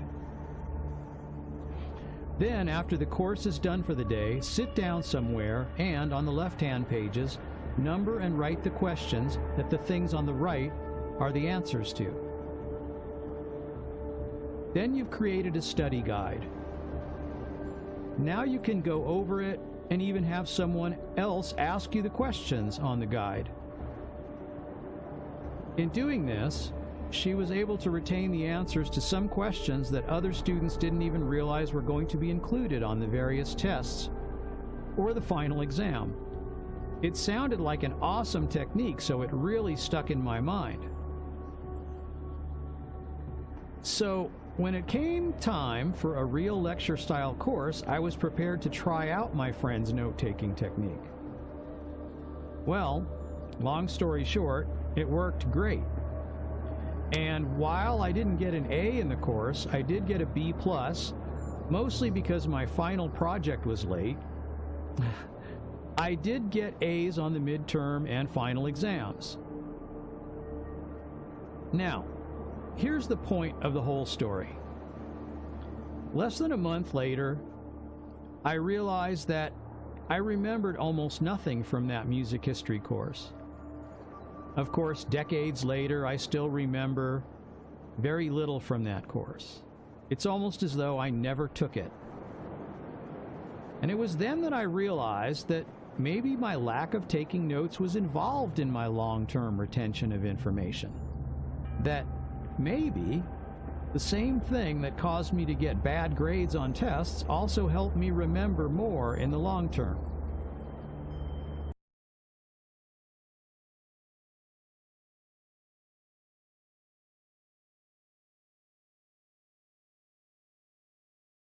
I just played a BitChute video, and I had my microphone still muted.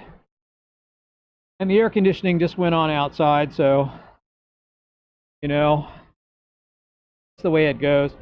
I'm just enjoying the afternoon. It's a nice way to it's a nice way to stream, really. Oh, maybe that's a little too low. Nice way to stream. It's pleasant to be out here, hang out in the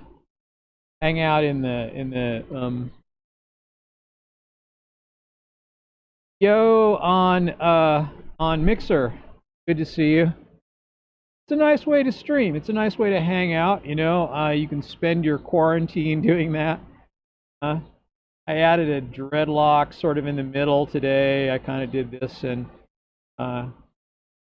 didn't work out as perfectly as I wanted, but it's okay. And you know, according to Cull's law of taxidermy, no matter how bad it looks, you can always fix it. So it kind of goes along with that. So Mr. Green or Mrs. Green or Miss Green or whoever you are, what's on your mind today if you're still there? And if you're not, well, you know, I guess I'm not asking you that because you're no longer here anyway. So anyway, when I got up before I put the spider on, I was talking about it, and it kind of like is a thing in here that pushes your dreadlocks together on the top so that, you know, you have a better part. You have more of a you know, you don't have a gap, because when you have just regular dreads, you know, you have a gap up here.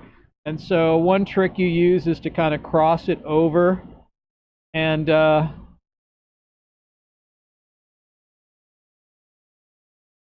Mixer is cool, but it got, oh, well, I'm sorry about that. I mean, that's basically the Mixer crowd is very raucous. So you can't let it bother you. You know, it's just people will say all kinds of stuff, and you know, like I've been streaming for like probably over 3 years, so nothing bothers me at this point. You know,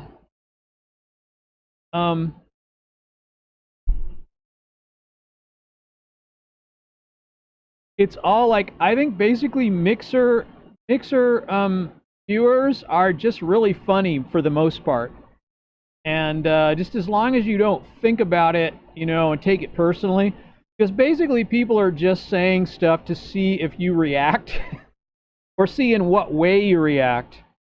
And it's kind of funny usually when someone says something really outrageous but you don't react. And, you know, it's kind of like they end up subbing to you is what really happens. So I don't know. And I don't know what the age range is. You know, I assume like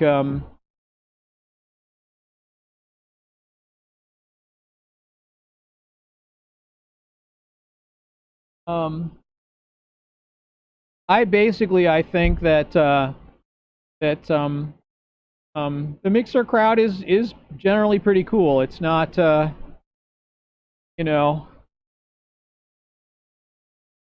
it's not bad.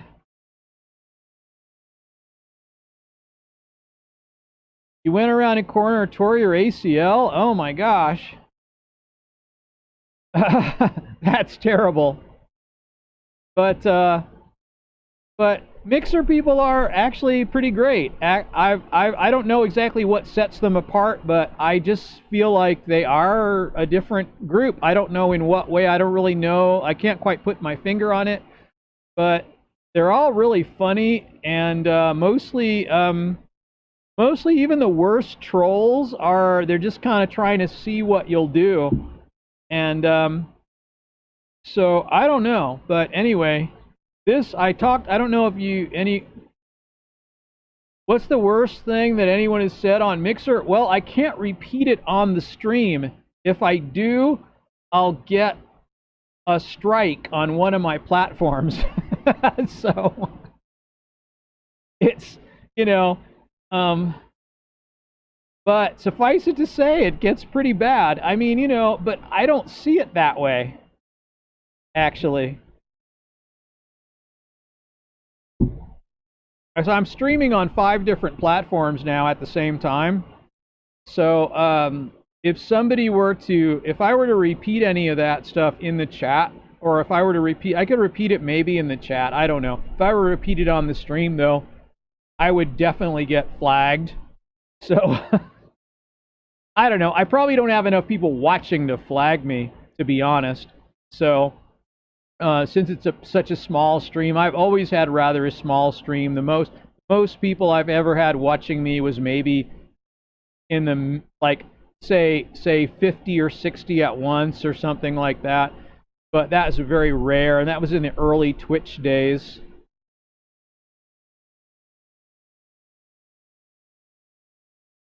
How did I get my name? Oh, you mean curvycom? It's really not a lot of thought went into it, to be honest. I own the domain curvy.com. I've never used it for anything except for a launch point. Like I think I'm using it right now as a launch page, but I haven't put anything on it yet. So I was gonna put like all my social media on it, and I haven't done it yet. But I'm pretty lazy when it comes to being a streamer. Um, but so curvycom was just a nickname that I could always get, you know. Uh, so it's a lot of my social media is curvycom, except Instagram, which I never use, by the way. But Instagram is curvycom1492 because for some reason somebody already had curvycom. I'm not sure what they mean by it, but um,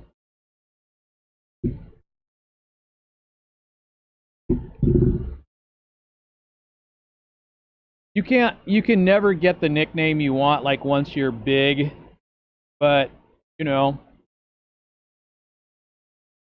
most of my social media is curvycom, like on Minds and BitChute and alt tech, and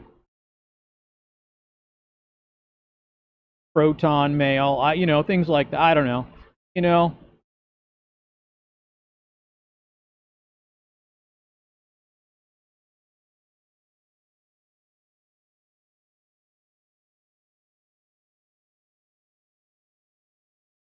Progress has been made. That's good. Well, you go to the dentist every so often. You can get that cleaned out. You can get that cleaned up. I mean, it's hard to. What is this? Oh, somebody on Discord just said, "Oh," like that. So I don't have Discord up, but ever been in a fist fight? Of course, I have been in a fist fight. But it's not something I would like to repeat ever again or soon. But um, it's been a long time. Uh,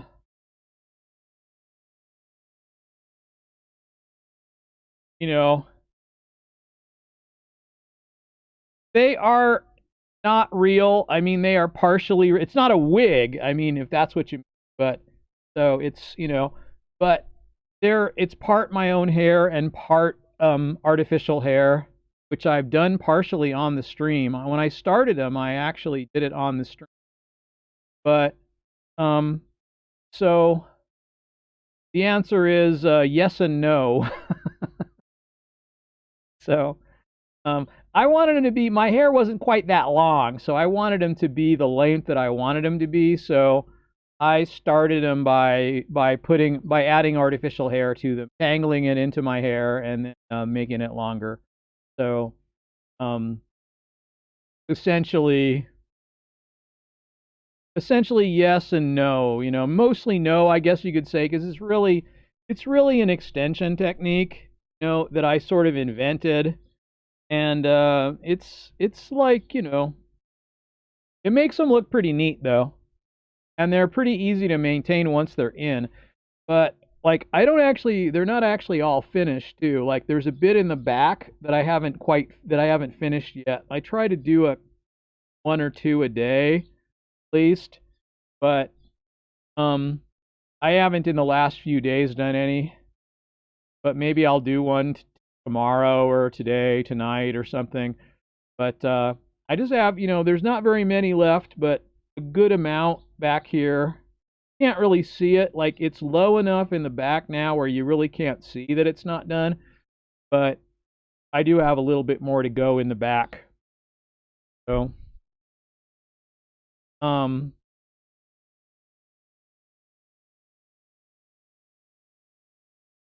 yeah, it's just a hairstyle.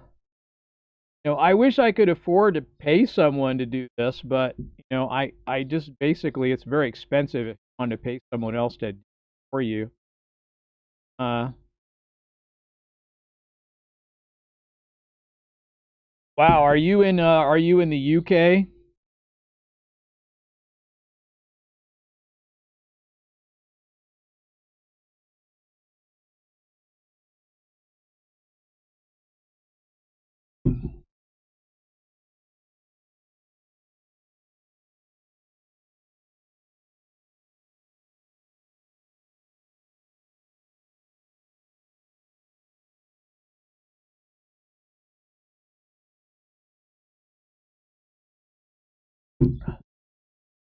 So yeah, well, best of luck with that. Like I was gonna have a little dental work done actually myself, and that quarantine put that on hold. So um, it's not too much stuff. I mean,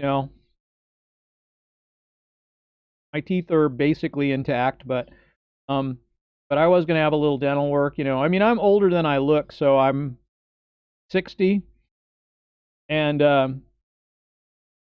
so um, you have some things to do from time to time once you get to that age. You got to kind of keep on top of it. And so, know, and um, get to the dentist and get a good cleaning every couple times a year. You can really keep your teeth in good shape. But you kind of have to do that, I think, because otherwise you can't do it yourself. No matter how good you are at like flossing or whatever. I mean, you just really can't do it all. So, um,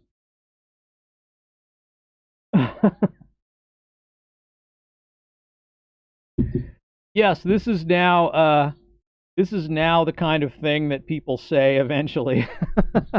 This is what we were referring to. Um,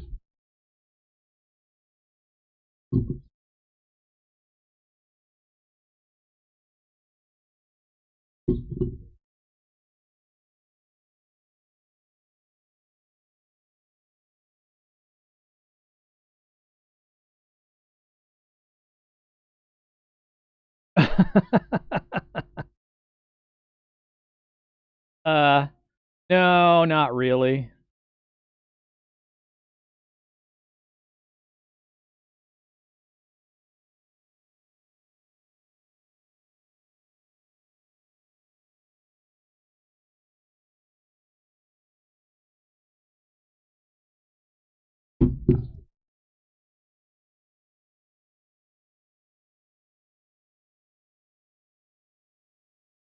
Yeah, I mean, you know, some people are naturally good at fighting. Some people are just better than others. You know. Anyway, it's not good to be in fights, really. You know,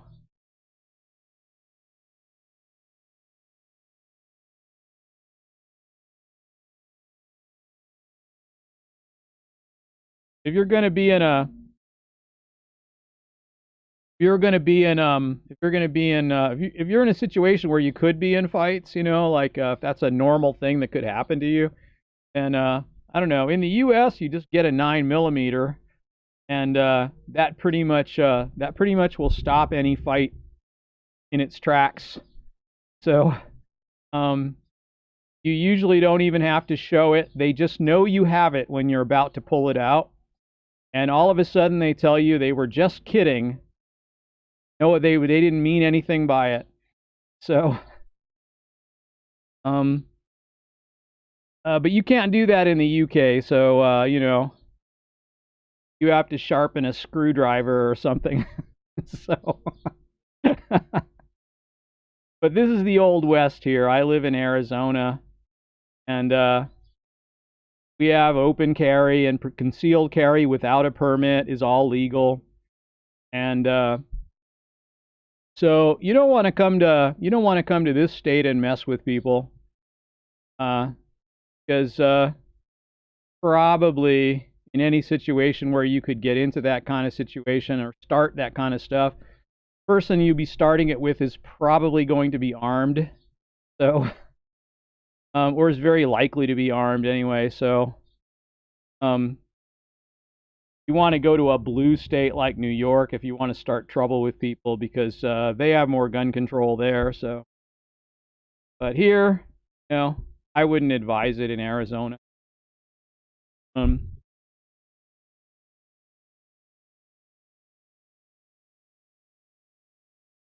Although, like I said, you know, the only time that I've ever had to use a weapon, I really didn't have to use it. It was just clear that I was about to pull one out, and therefore, all of a sudden, he became my best friend in the world, and he was just kidding around with me, and he didn't mean anything by it.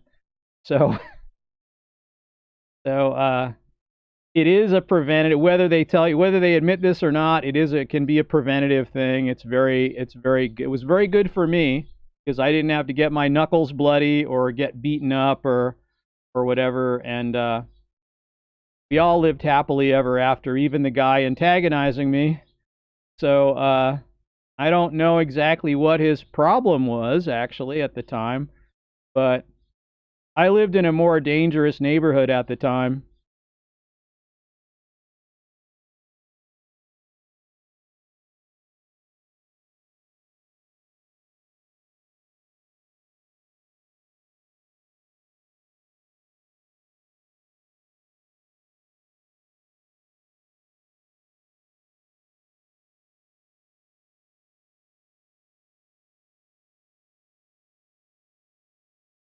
Yeah, I don't know. I don't know, man. I don't know why people have time to do that kind of stuff, but they do.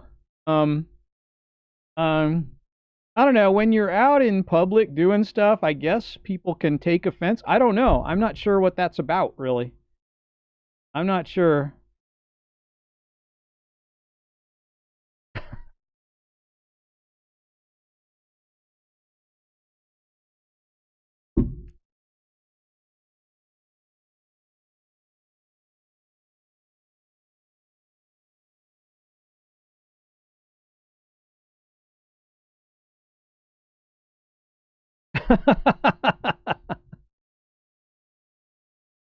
That is quite a story. I can see how that would happen, though. So, you know, it kind of makes sense. I'm going to go get some ice, you guys. Need to get some ice. I'll be right back.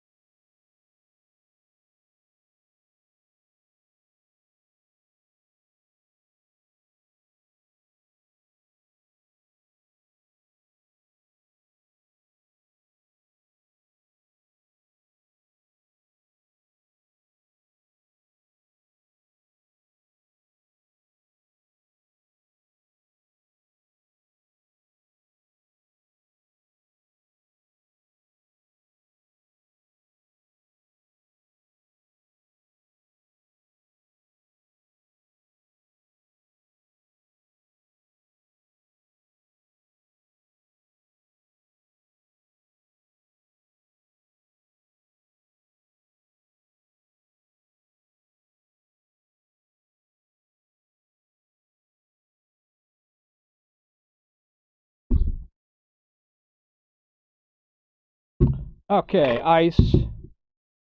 We are.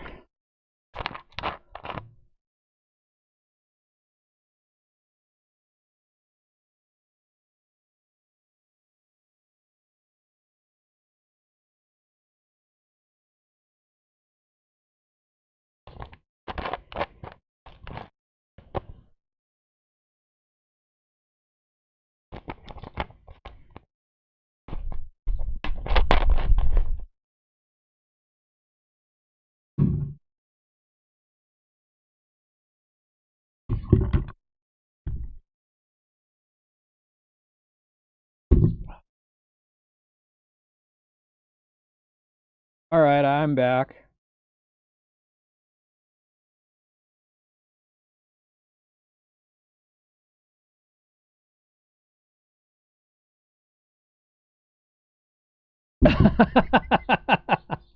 this is this is how wars get started. You know?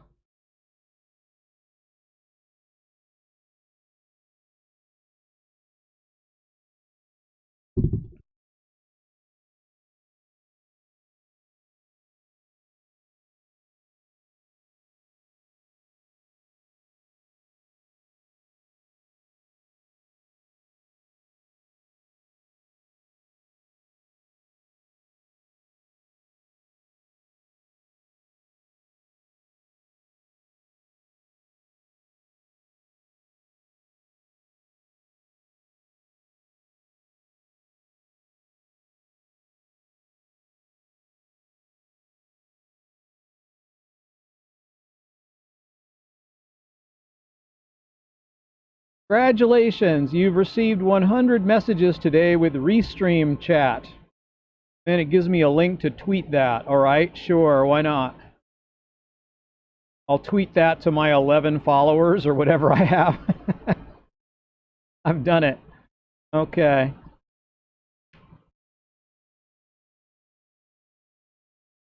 I could also put it on Gab. Let's do that too.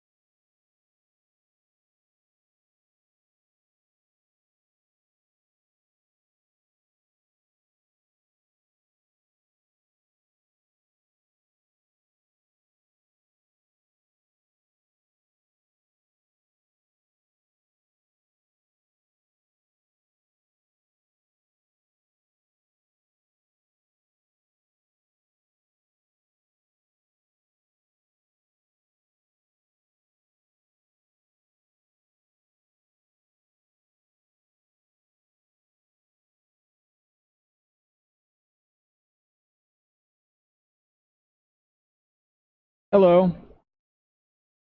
Uh, all right. Well, there it is. Um, no, I don't really do any drugs.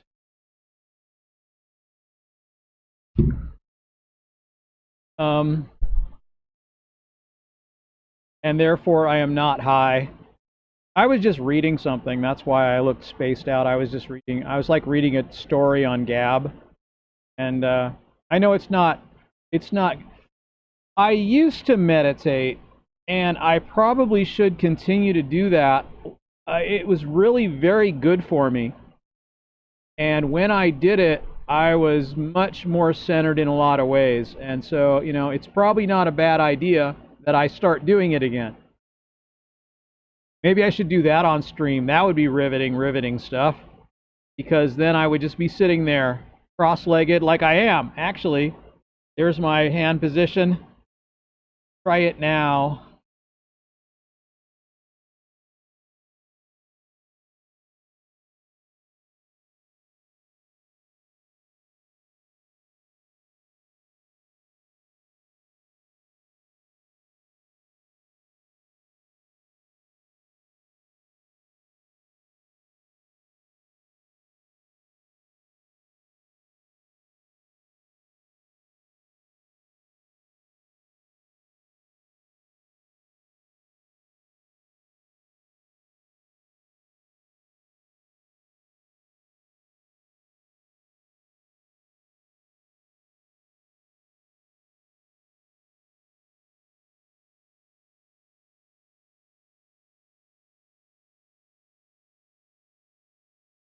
Good stuff.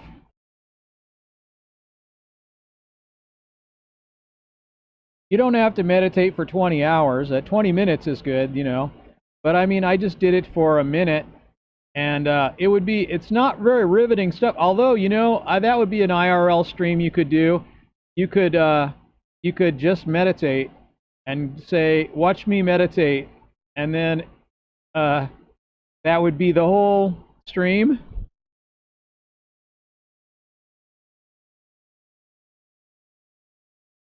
I'm glad it took a cramp out of your neck. That's good. Hello, Seamus. Uh,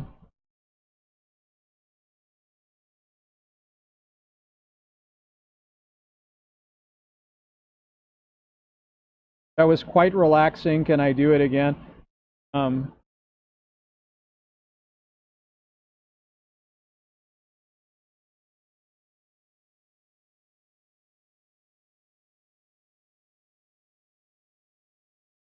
yeah, let's do it. Okay. I'll do like a minute, maybe 2 minutes.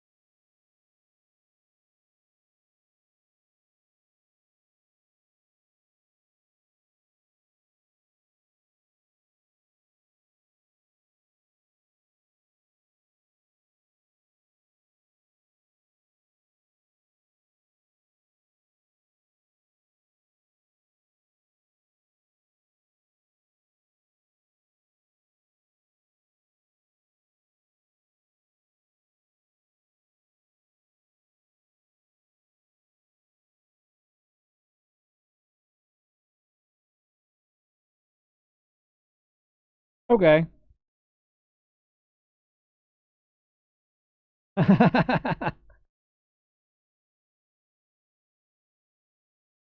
Yeah, that went well. I don't know, it does calm me down and makes me feel more centered and gets rid of, things that bother you. They'll stop bothering you if you let them sort of vibrate in and out of your head as you close your eyes and state. So it's not too bad. My eyes still look closed because close up vision when you're older. If I put these on, I'll my eyes can open normally anyway. It was riveting, wasn't it? Everyone was on the edge of their seat, I'm sure. Oh.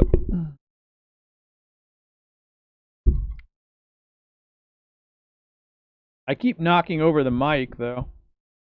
I've got this mic right here. This is a Pfeffine mic that I did a review on my YouTube channel, and it's actually pretty good. I've got like a few of their mics, a number of their mics, really. And they're actually pretty good. One I use in my office for streaming in general. It's actually my over-the-head mic. It's actually a really good mic. So yeah, it has a level control and everything, similar to what you can do with a Blue Yeti. I also have a Blue Yeti on a boom, and but I don't use it that much. If I want to get real close to the mic and talk, like um, it.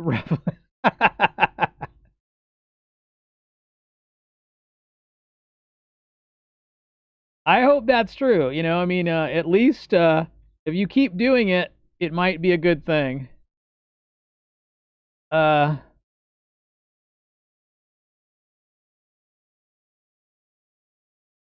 I find it to be good, and I wish I did it more. Actually, I wish I did it like all the time because I used to do it in my 20s. I did it a lot, and I figured that. I'm not sure why that's the effect you had from meditation, but what can I say? Uh, everyone everyone has a different reaction. Uh, I don't know. That's a good question. I'm not sure I have a favorite. Like some of them I don't really think of as swear words. They're actually pretty good words, when they're used in the right context. So, you know, I don't know. Um,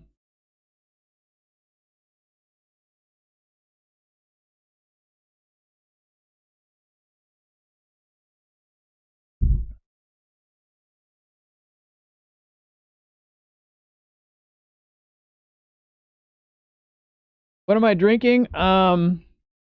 Coke Zero.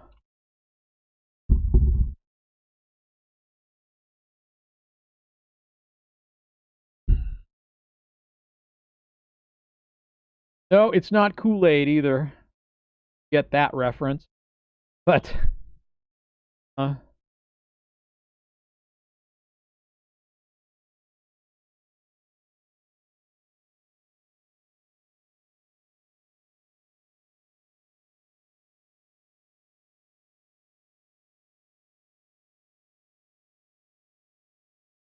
drink it out of the bottle.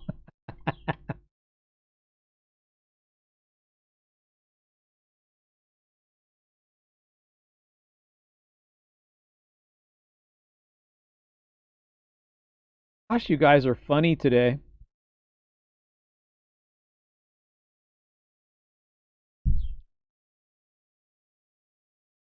See, this is what people start doing, and it's kind of like um uh it's kind of what I've come to expect from Mixer, but yet you guys are really funny, like all of you. I don't know what it is, but it's weird. I like Mixer a lot. Can I do a roundhouse kick? I am capable of doing a roundhouse kick. I have not done one in a long time. Uh, I have not. I've never. I have never. Um. I've never. played GTA yet. Any of the GTA franchise. I've never played. And I don't have room to do a roundhouse kick back here where you could see anyway. But probably end up like who knows what would happen. So but like I don't have an Everlast bag anymore, so you know, you kind of have to have a target. It's better to have a target, but like a spinning roundhouse, like a spinning roundhouse is my favorite. That's like the one where you hit with the side of your foot going around in a circle. But, you know, it's just for fun. Um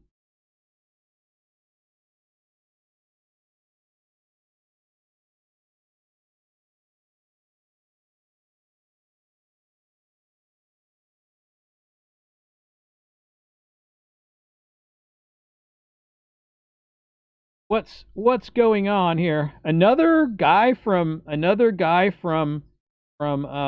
Mixer? What's up here? Oh, nothing. Nothing. It's nothing. Well, it might mean that and it might not mean that. It just might mean that I shouldn't.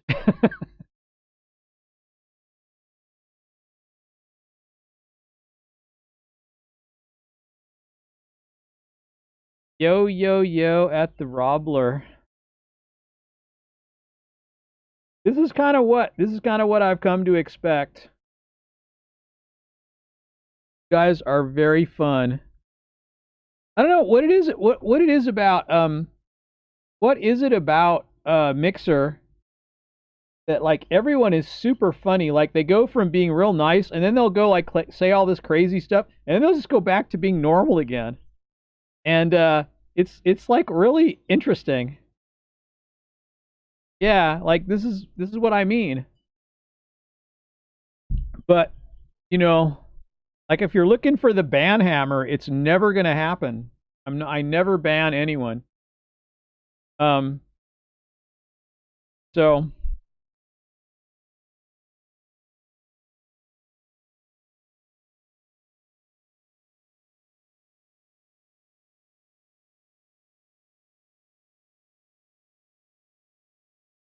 I'm gonna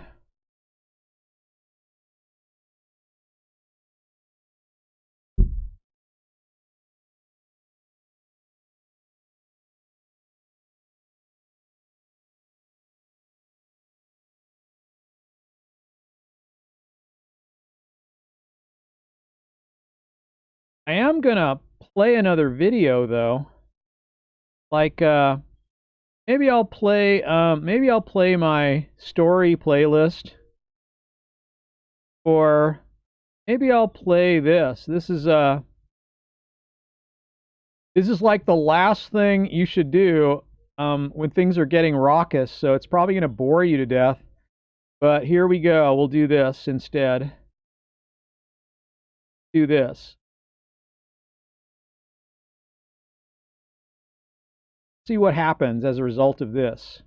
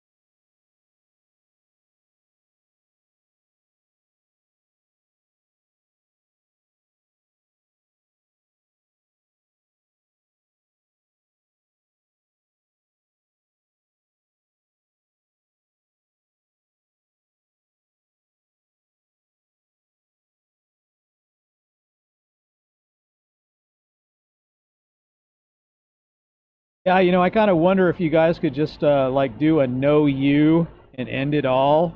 Stop. Not me, but I'm just giving you an example. Uh, uh, you know.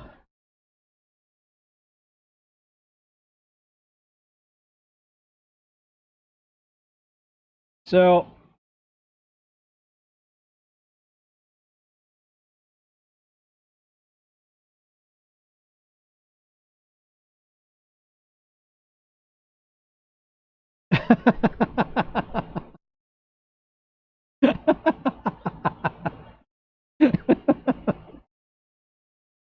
Oh my gosh, guys. It's this is what Mixer chat is famous for. I'm not sure like why, but it is. It's somehow it's famous for this kind of stuff. It's weird.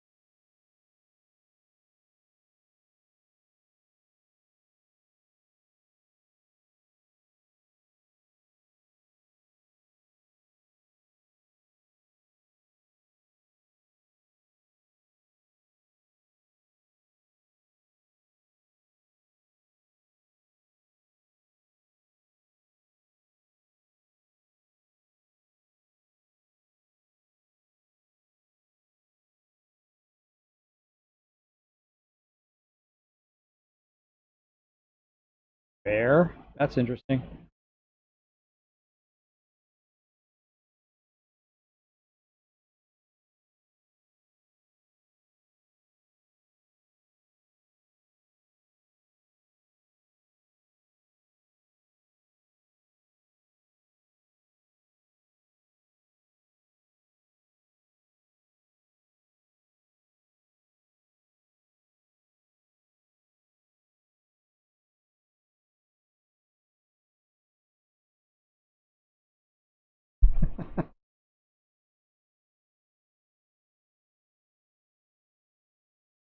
I'm told I have a pretty good one, but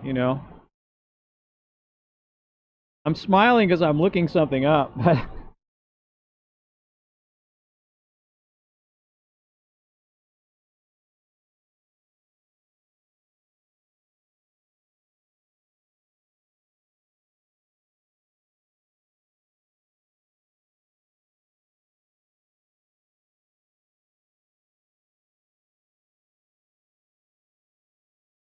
Yeah, here we go. This is what I was looking for.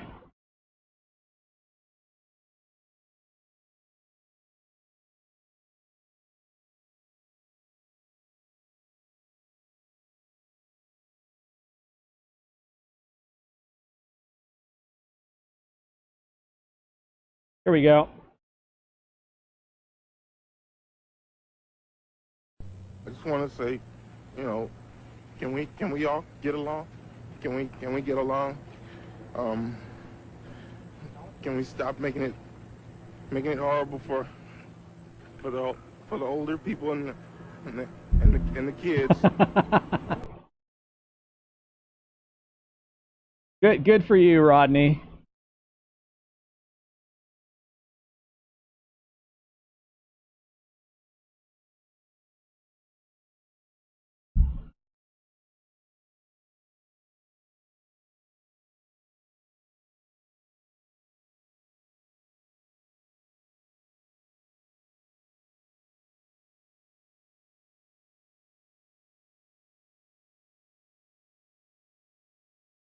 I wonder if I'll get struck for that. 17-second clip.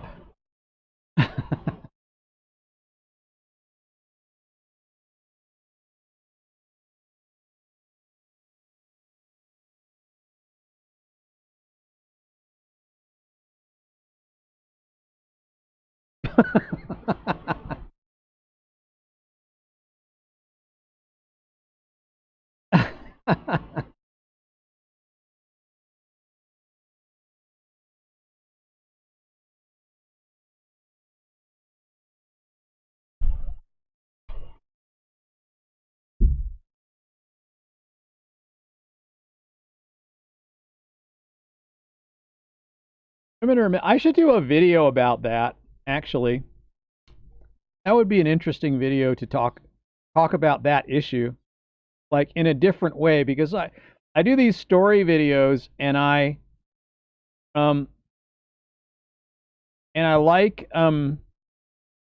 coming at things that are talked to death, really, but from a different angle. And I got a couple of angles for that, actually. That would be interesting to explore. Um, but I'm not sure. That'd probably be a BitChute exclusive, because I probably couldn't do that kind of thing on. I probably couldn't do that kind of thing on any of the mainstream tech platforms. I'd get even more banned than I am already. And I don't know why I even am demoted, because I never do anything controversial, really, on any tech platform. Really, I really don't. But um, I will say that I will say that um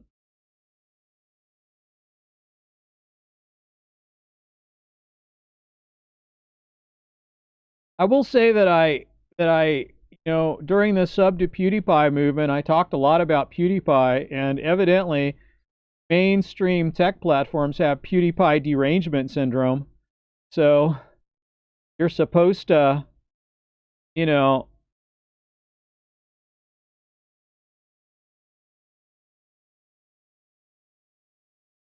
um,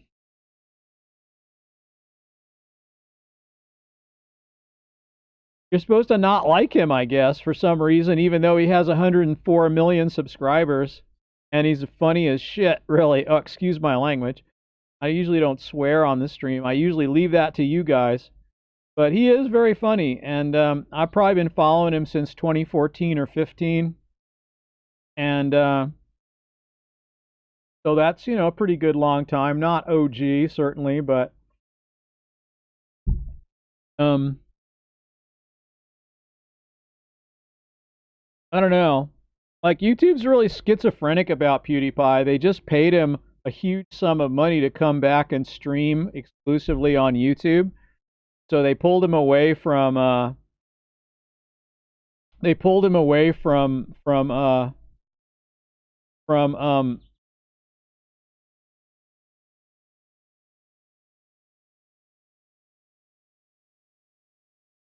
DLive, where he was exclusive, and he got a huge chunk of change for being exclusive to DLive for, I think it was 3 months, but he stayed with DLive for a year, and then YouTube made an offer to him to go back to YouTube and stream there. And you know, at this point, Feuds has so many millions that, man, they really can't touch him. Plus, he doesn't waste his money like the Jake Paul and like the Paul brothers on BS Lamborghinis and stuff. He just buys, he likes tech stuff, and he doesn't really live like a rich person, except that he buys real estate, which has real value. And he's probably worth about, I don't know, he's probably worth $100 million at this point, but who knows? I think he's awesome.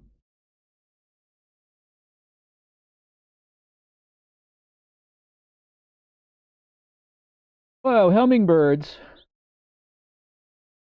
There's hummingbirds are first starting to show up. That's kind of amazing. I had a hummingbird. Supposed to take them down, they'll migrate. Um, but um, I don't really know if you can keep them from migrating, to be honest. But I don't know. See? Uh,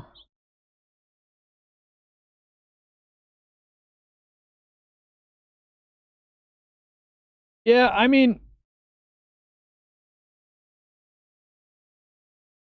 um, YouTube is not the same platform it was. I don't know if it's going to die, but it is going to become irrelevant. Um, they prop up mainstream sources, and oh yeah, I know. I'm sorry. I was poking around in my settings. Um, they they they they they prop up mainstream sources and like people that aren't even YouTube creators, really, like Hollywood actors that have BS YouTube sites. And I think uh alt tech is really where it's at right now. Like BitChute and Library and Brighteon and other platforms like that. I'm on some of those other platforms, but I haven't uploaded a lot. I have joined them, but I did join BitChute. BitChute is kind of the biggest one right now.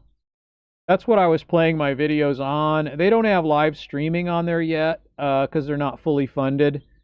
But I think they'll probably be pretty big. Um, Twitter is effing cancer, and Gab is much better. So um, uh, I read this. I read it. I'm smiling.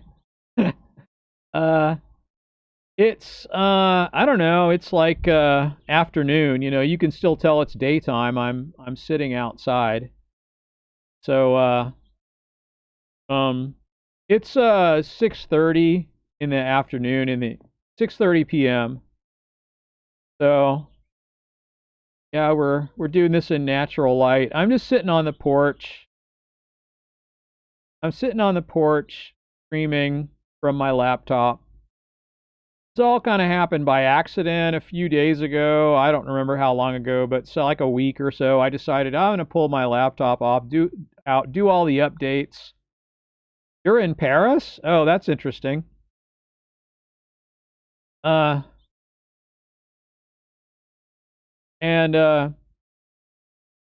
um,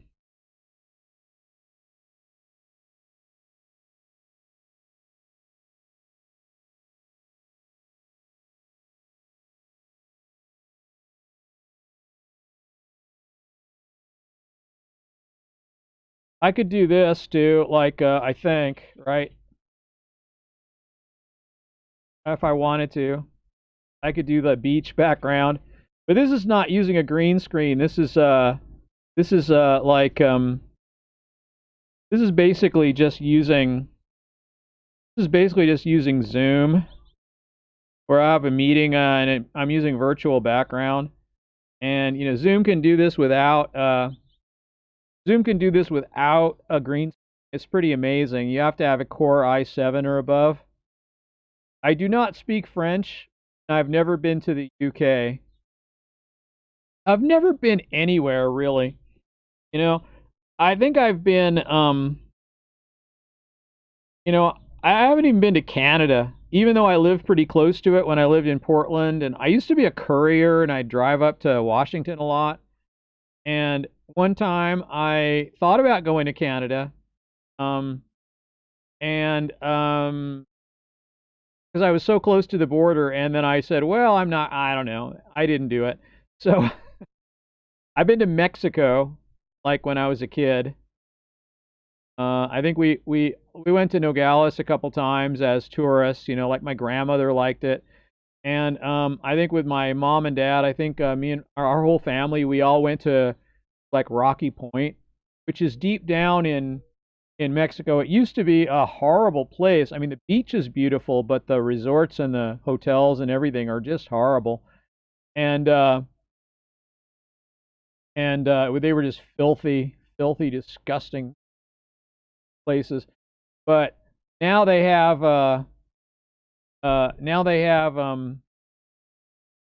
real resorts down there and stuff. So it's pretty good now, I think.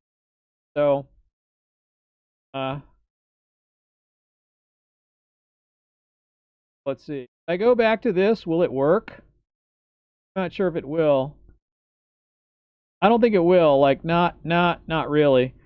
Um, so I'd have to because I'm not using a sharing platform. So in order to switch back to the webcam view like this, I'd have to shut that off because I don't have a I don't have a means of sharing my well, I do have a means of sharing my webcam, but on the laptop it produces a little delay.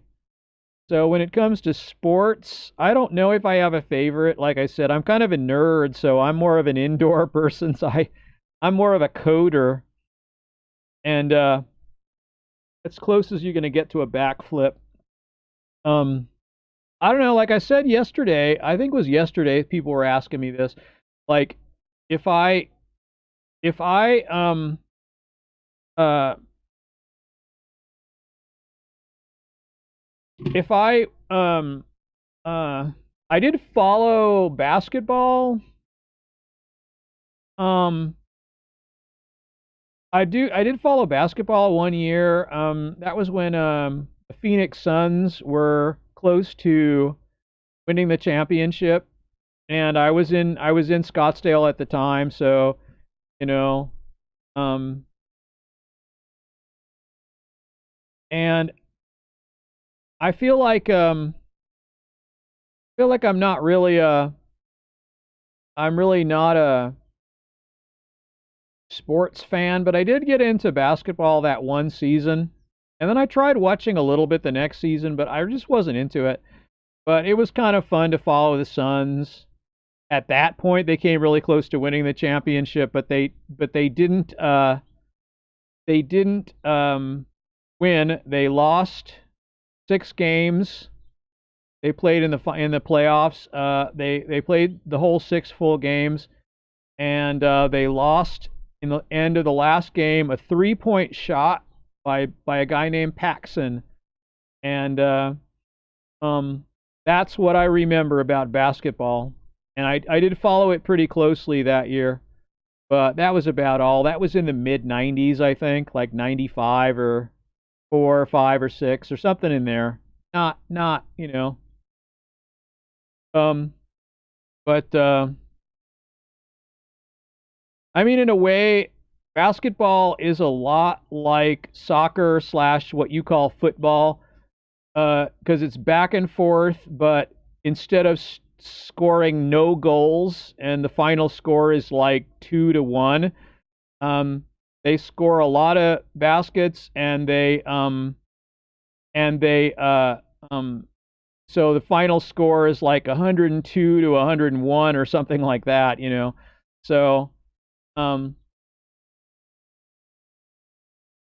I don't know. It's an action. It's a very action oriented sport. It is similar to football in how fast it moves, but um, and then of course, American football is something completely different.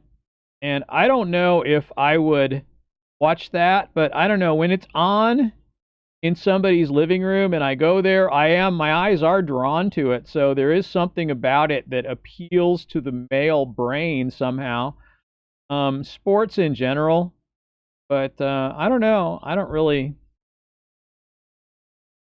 It's not the first thing I think of. It's really not. It's. I have played Fortnite. Um, I mean, I own the game. Actually bought the retail version so I could try the PvP part, so I could practice a little more building and stuff. But I am not very good at shooters, to be honest. Although there's a meme to that, like how good I am at PvP versus how good I am at PvE. Like switch to PvE and you can aim and you can hit things and you can be really good, and then switch to PvP and you can't hit anything, and you know. So favorite game, probably for a long time it was World of Warcraft, but I would say probably Elder Scrolls 5 Skyrim, but I don't stream that much. I have streamed it a couple times, but not a lot. Um, and people keep offering to help me with Fortnite, like teach me how to play it better. And like I said, before, my problem with a lot of games is that um I tend to um I tend to try to use a similar keyboard map for all games, which is probably not the way you should do it. You should kind of use the default mapping and then just learn it and then kind of maybe alter it a little bit from there. But ultimately, if you play the game the way it was intended to be played, it's much easier. But um, I tend to try to get as close to the default mapping that I like, which doesn't work as well for all games. So in Fortnite, it doesn't work very well. Actually, in Elder Scrolls V, it doesn't work very well, but I have a pretty good, representation of that, and it does work pretty well. But it's just not quite, like in World of Warcraft, it works really well because I basically give over movement entirely to the mouse, and then all the attacks are on the home row and the play. So I put my hand in the middle of the keyboard. So on the F and J bumps, my hand's in the middle, and so I can basically reach all the keys. So that means I can have all my attacks and potions and stuff within a finger reach. So it's really good for World of Warcraft.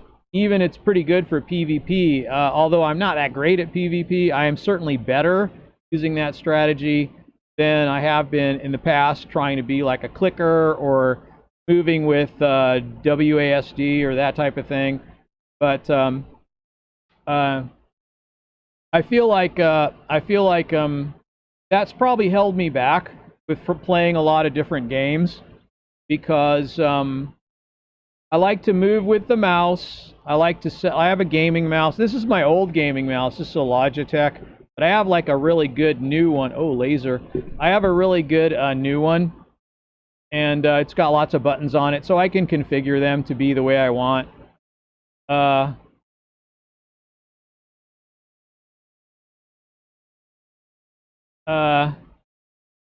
Do I read? I don't read some books. I don't know. I've not been a reader here too much lately. I read a lot of sci-fi when I was growing up, when I was a teenager. I don't read that much these days. I probably the last, like, say, novels I read were probably like some of the Jack Reacher novels. I just thought they were pretty good, and I saw the author on. Shout out your buddy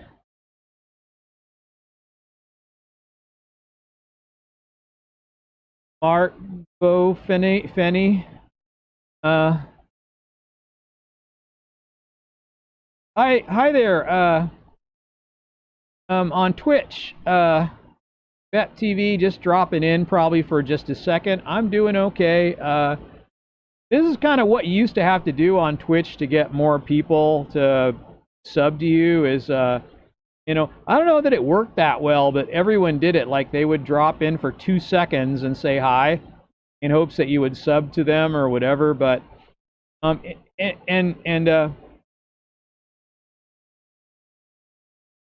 shout out to Green Teeth Christie.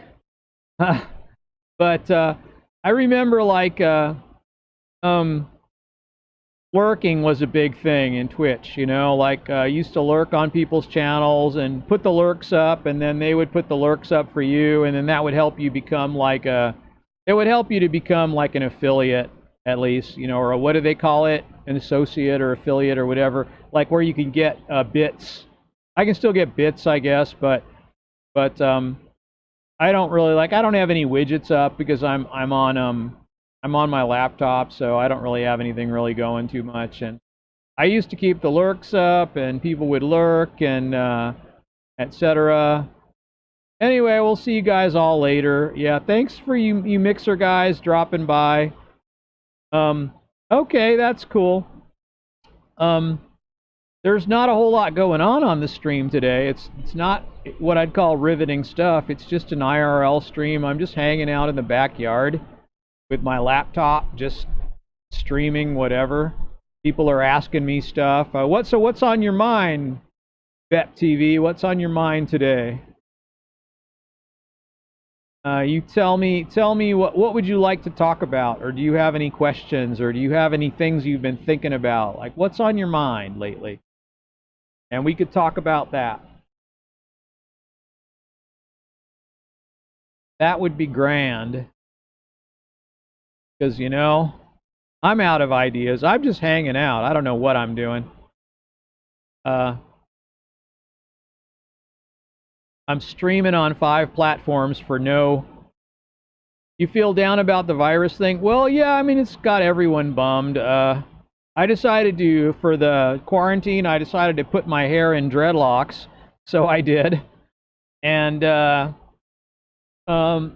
it's kind of like an ongoing project. It's not quite done yet. Like a little bit in the back is still undone. Just like down the bottom here, there's a little bit that's not done yet. So I feel like I should finish that up, but maybe I'll do another one tonight. If I just keep doing one every day or so, then I could have it done in a couple of weeks. But I mean, it is a big pain in the butt to do, but and I'm actually wearing a thing I invented to kind of push the dreads together at the top. But you can't really tell on the stream that much. It looks the same if you cross them over. It kind of looks the same.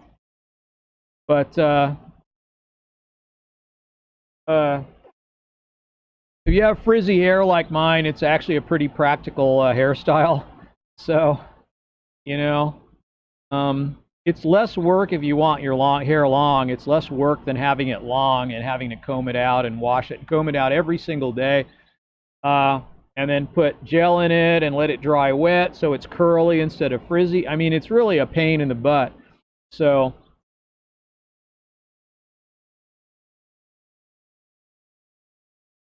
yeah, and so like when you put it in dreads, you just have to maintain them, you just have to maintain it, and it kind of it becomes like it's not that hard to maintain, but you do have to give it some attention periodically, particularly the ones in front. You kind of have to do those more often. So, I mean, I could do a video on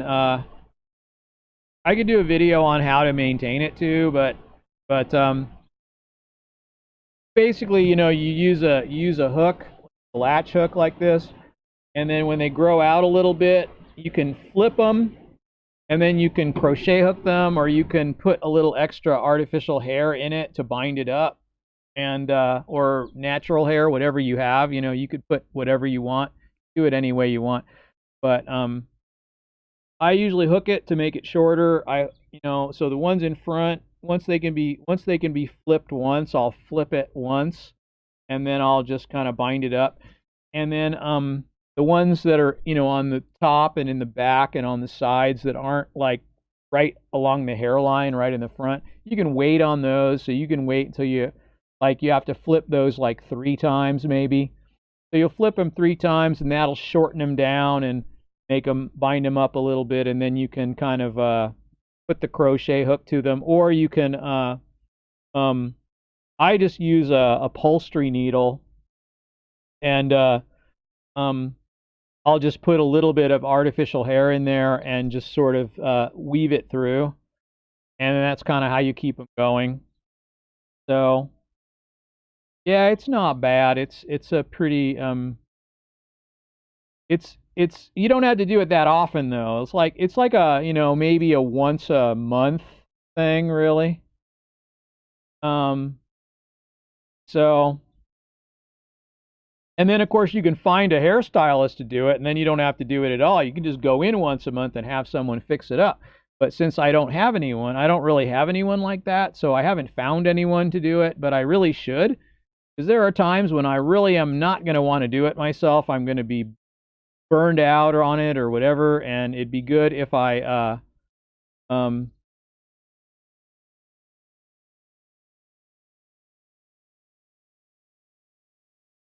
well, that's kind of neat. You're from Trinidad? That's interesting.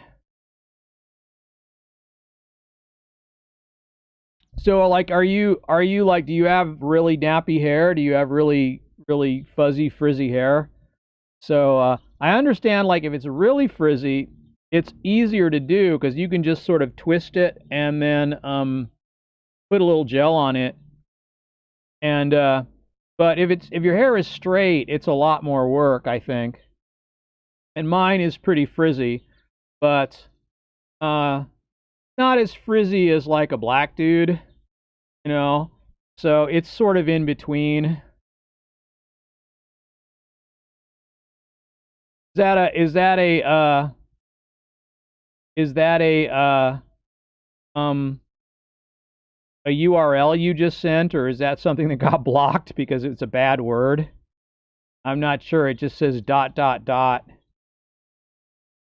Um, but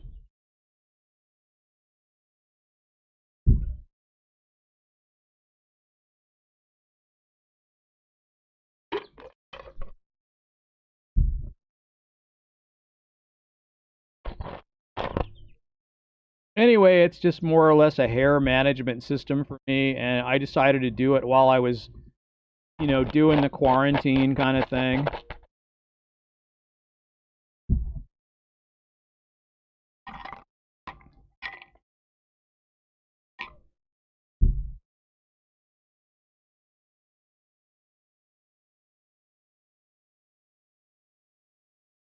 I mean, actually, if you, oh, oh,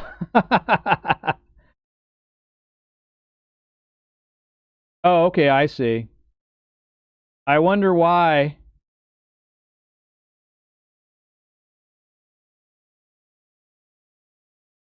I wonder why that would get you blocked. That's weird, kind of like.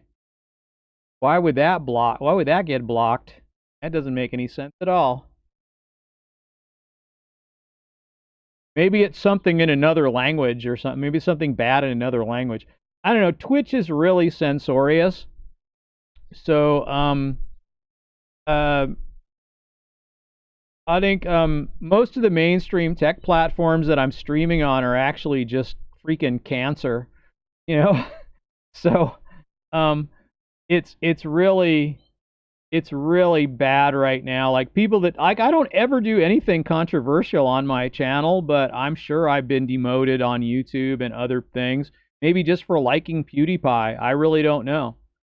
But during the sub to PewDiePie thing, I was real supportive of Pewds, and you're not supposed to like PewDiePie for some reason, and I don't know, but certainly Twitch has become really censorious, and um, so I certainly don't get a lot of viewers, but of course I'm not streaming games so much anymore.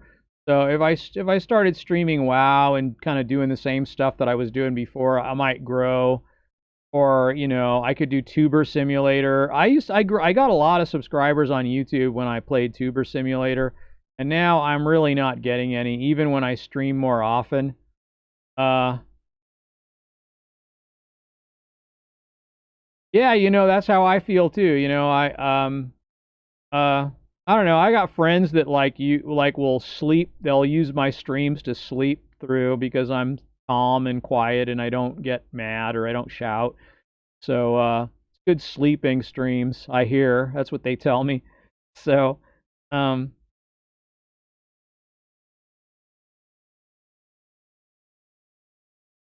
yeah, I got reruns, or I don't run reruns that much anymore. I just leave the stream archives up there. I haven't been running reruns. I used to do that all the time, and actually that was good for maybe getting more followers. I don't know really.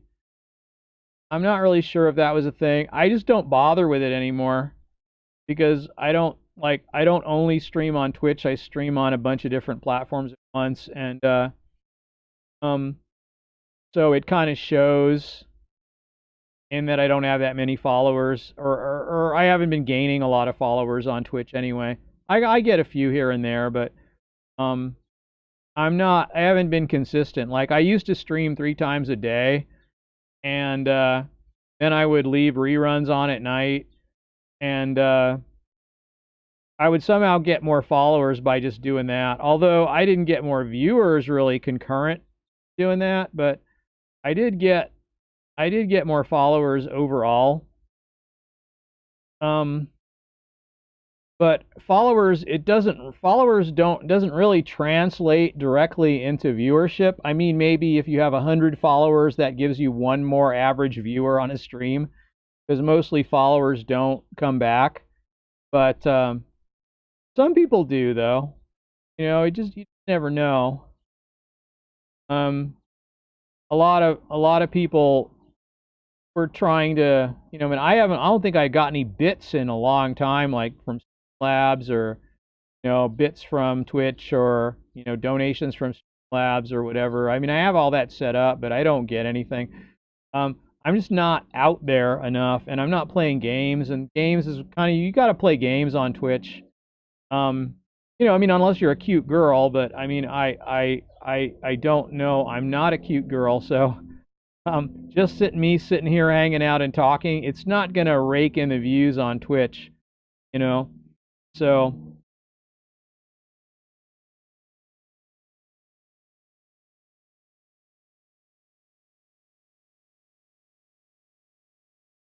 yeah, uh, yeah, you used to lurk in my stream. I probably lurked for you. I had a huge lurk list, and I used to try to help people get affiliate, and if I could, and because other people helped me do that, and it was really cool. And then I could get bits anyway. Although I'll never get partner on stream. I mean, on Twitch, I'll never get a partner. I'll never get partner type numbers unless I decide to really go for it. But it would be a lot of work for just some dude like me, you know. I can't imagine that I would be. Um, I don't know. I can't imagine I'd manage to get partnered at Twitch. I don't know. Like it would be hard anyway. And now I'm simul streaming, so uh, they don't like it when you simul stream. So in order to get partnered at Twitch, I'd have to stop simul streaming at some point if I started getting more views, concurrent views, because you have to have 75 concurrent views whenever you stream. So that means, you basically need to shoot for around 100. And if you have 100 people that tune in every day when you stream, you're getting more bits, and you're getting, or you're getting some PayPal stuff off of Streamlabs, and at that point you got to quit simul streaming, because they won't take you as a partner if you simul stream. So you have to be but I don't know, this type of thing. It's not a wide appeal, and I don't know if I do it every day. Like if I were to do this every day and do a good long stream every day, um, you probably could build up a following even on Twitch, like but and if the thing goes lively and it's funny and people do silly things or whatever, and you engage with the audience enough, and you could over time, I guess. But like people that get big in streaming, you basically have to stream all your waking hours. You have to stream like 18, 19, 20 hours a day. And I think basically uh, that's, and the chances, I mean, the chances are pretty good that if you do that, you'll keep getting followers, and overall, like every maybe 100 followers you get is maybe a guaranteed view. Um, that's what I've observed. At least on Twitch, that's how it was. So if you had 100 followers, you would get And XX Fun Sun Gun, thank you for the follow. Um, I think uh I think you could like get more people coming on, but like I said, you know, my experience on Twitch was maybe 100 follows equals maybe one or two more views per stream. Uh, one, maybe two if you're lucky. Um, and you know, I always followed people back and stuff, so you know, I friended people on Twitch, but lately I just haven't been doing that. I just haven't been engaged in the Twitch community as they call it, but I've just been streaming on a bunch of different platforms, and will come on more on Mixer here lately. I don't know why, but um I don't get a whole lot on D Live, but I get a little bit. And I don't know what I should probably like look at my D Live stream and see if it's configured correctly, by the way. So um let's see what it looks like here. I'm not logged in, but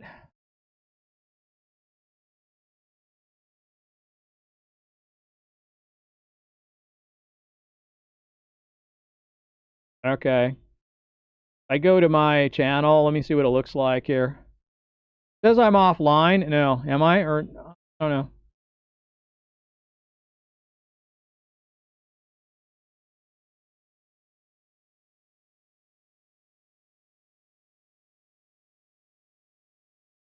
It says I'm offline, so maybe it's not working.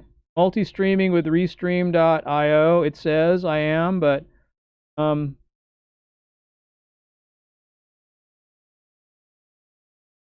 maybe I need to be up here for, maybe I need to be like on the site for a little while for it to be. According to Restream, um according to Restream, I'm streaming on D Live. It says I'm doing it. Let me see what it says here.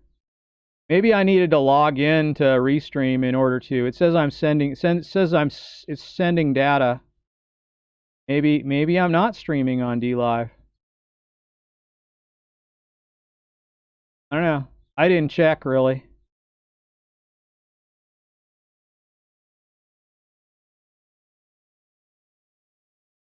I can't turn it off and on while I'm streaming.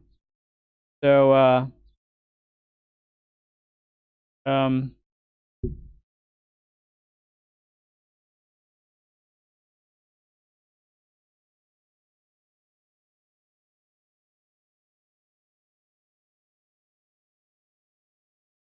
yeah, Mixer's okay. I mean, you know, you can use Restream for that, but evidently not streaming on D Live. It's not working right now. So something happened with my D Live stream. I don't know. What's going on here? Got some kind of a notification today.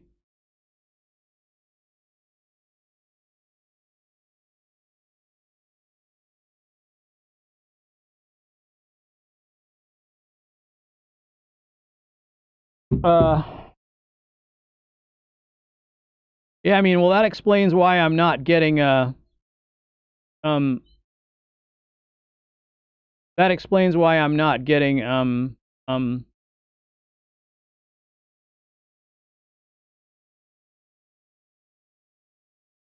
any people coming in from D Live, because, you know, yeah, sure. Maybe I just needed to log into my D Live account once, and that could be a thing I needed to do.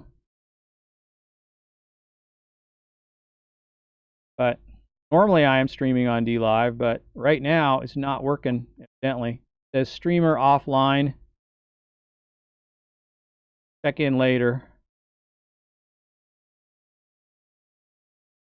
Oh, wait, is it because I'm blocked? Because I don't know. Yeah, maybe I should turn off the thing here. Let me refresh it now. I only have 13 followers on D Live anyway. But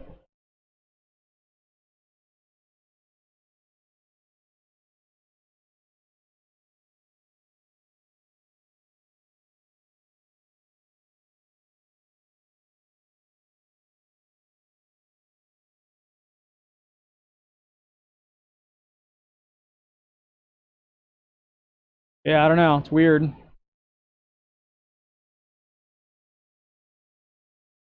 Something not happening, though.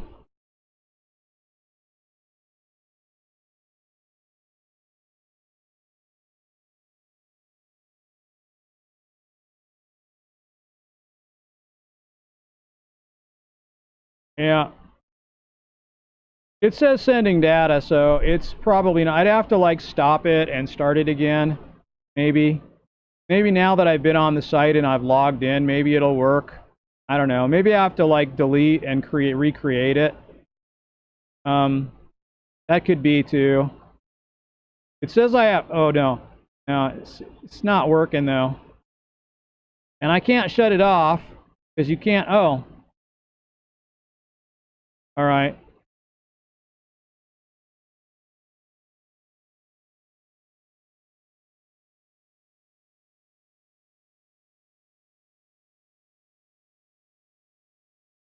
All right. Well, maybe I'll try. Maybe I'll try. I'll be right here, but I'm gonna stop the stream and then restart it. Maybe it'll start again.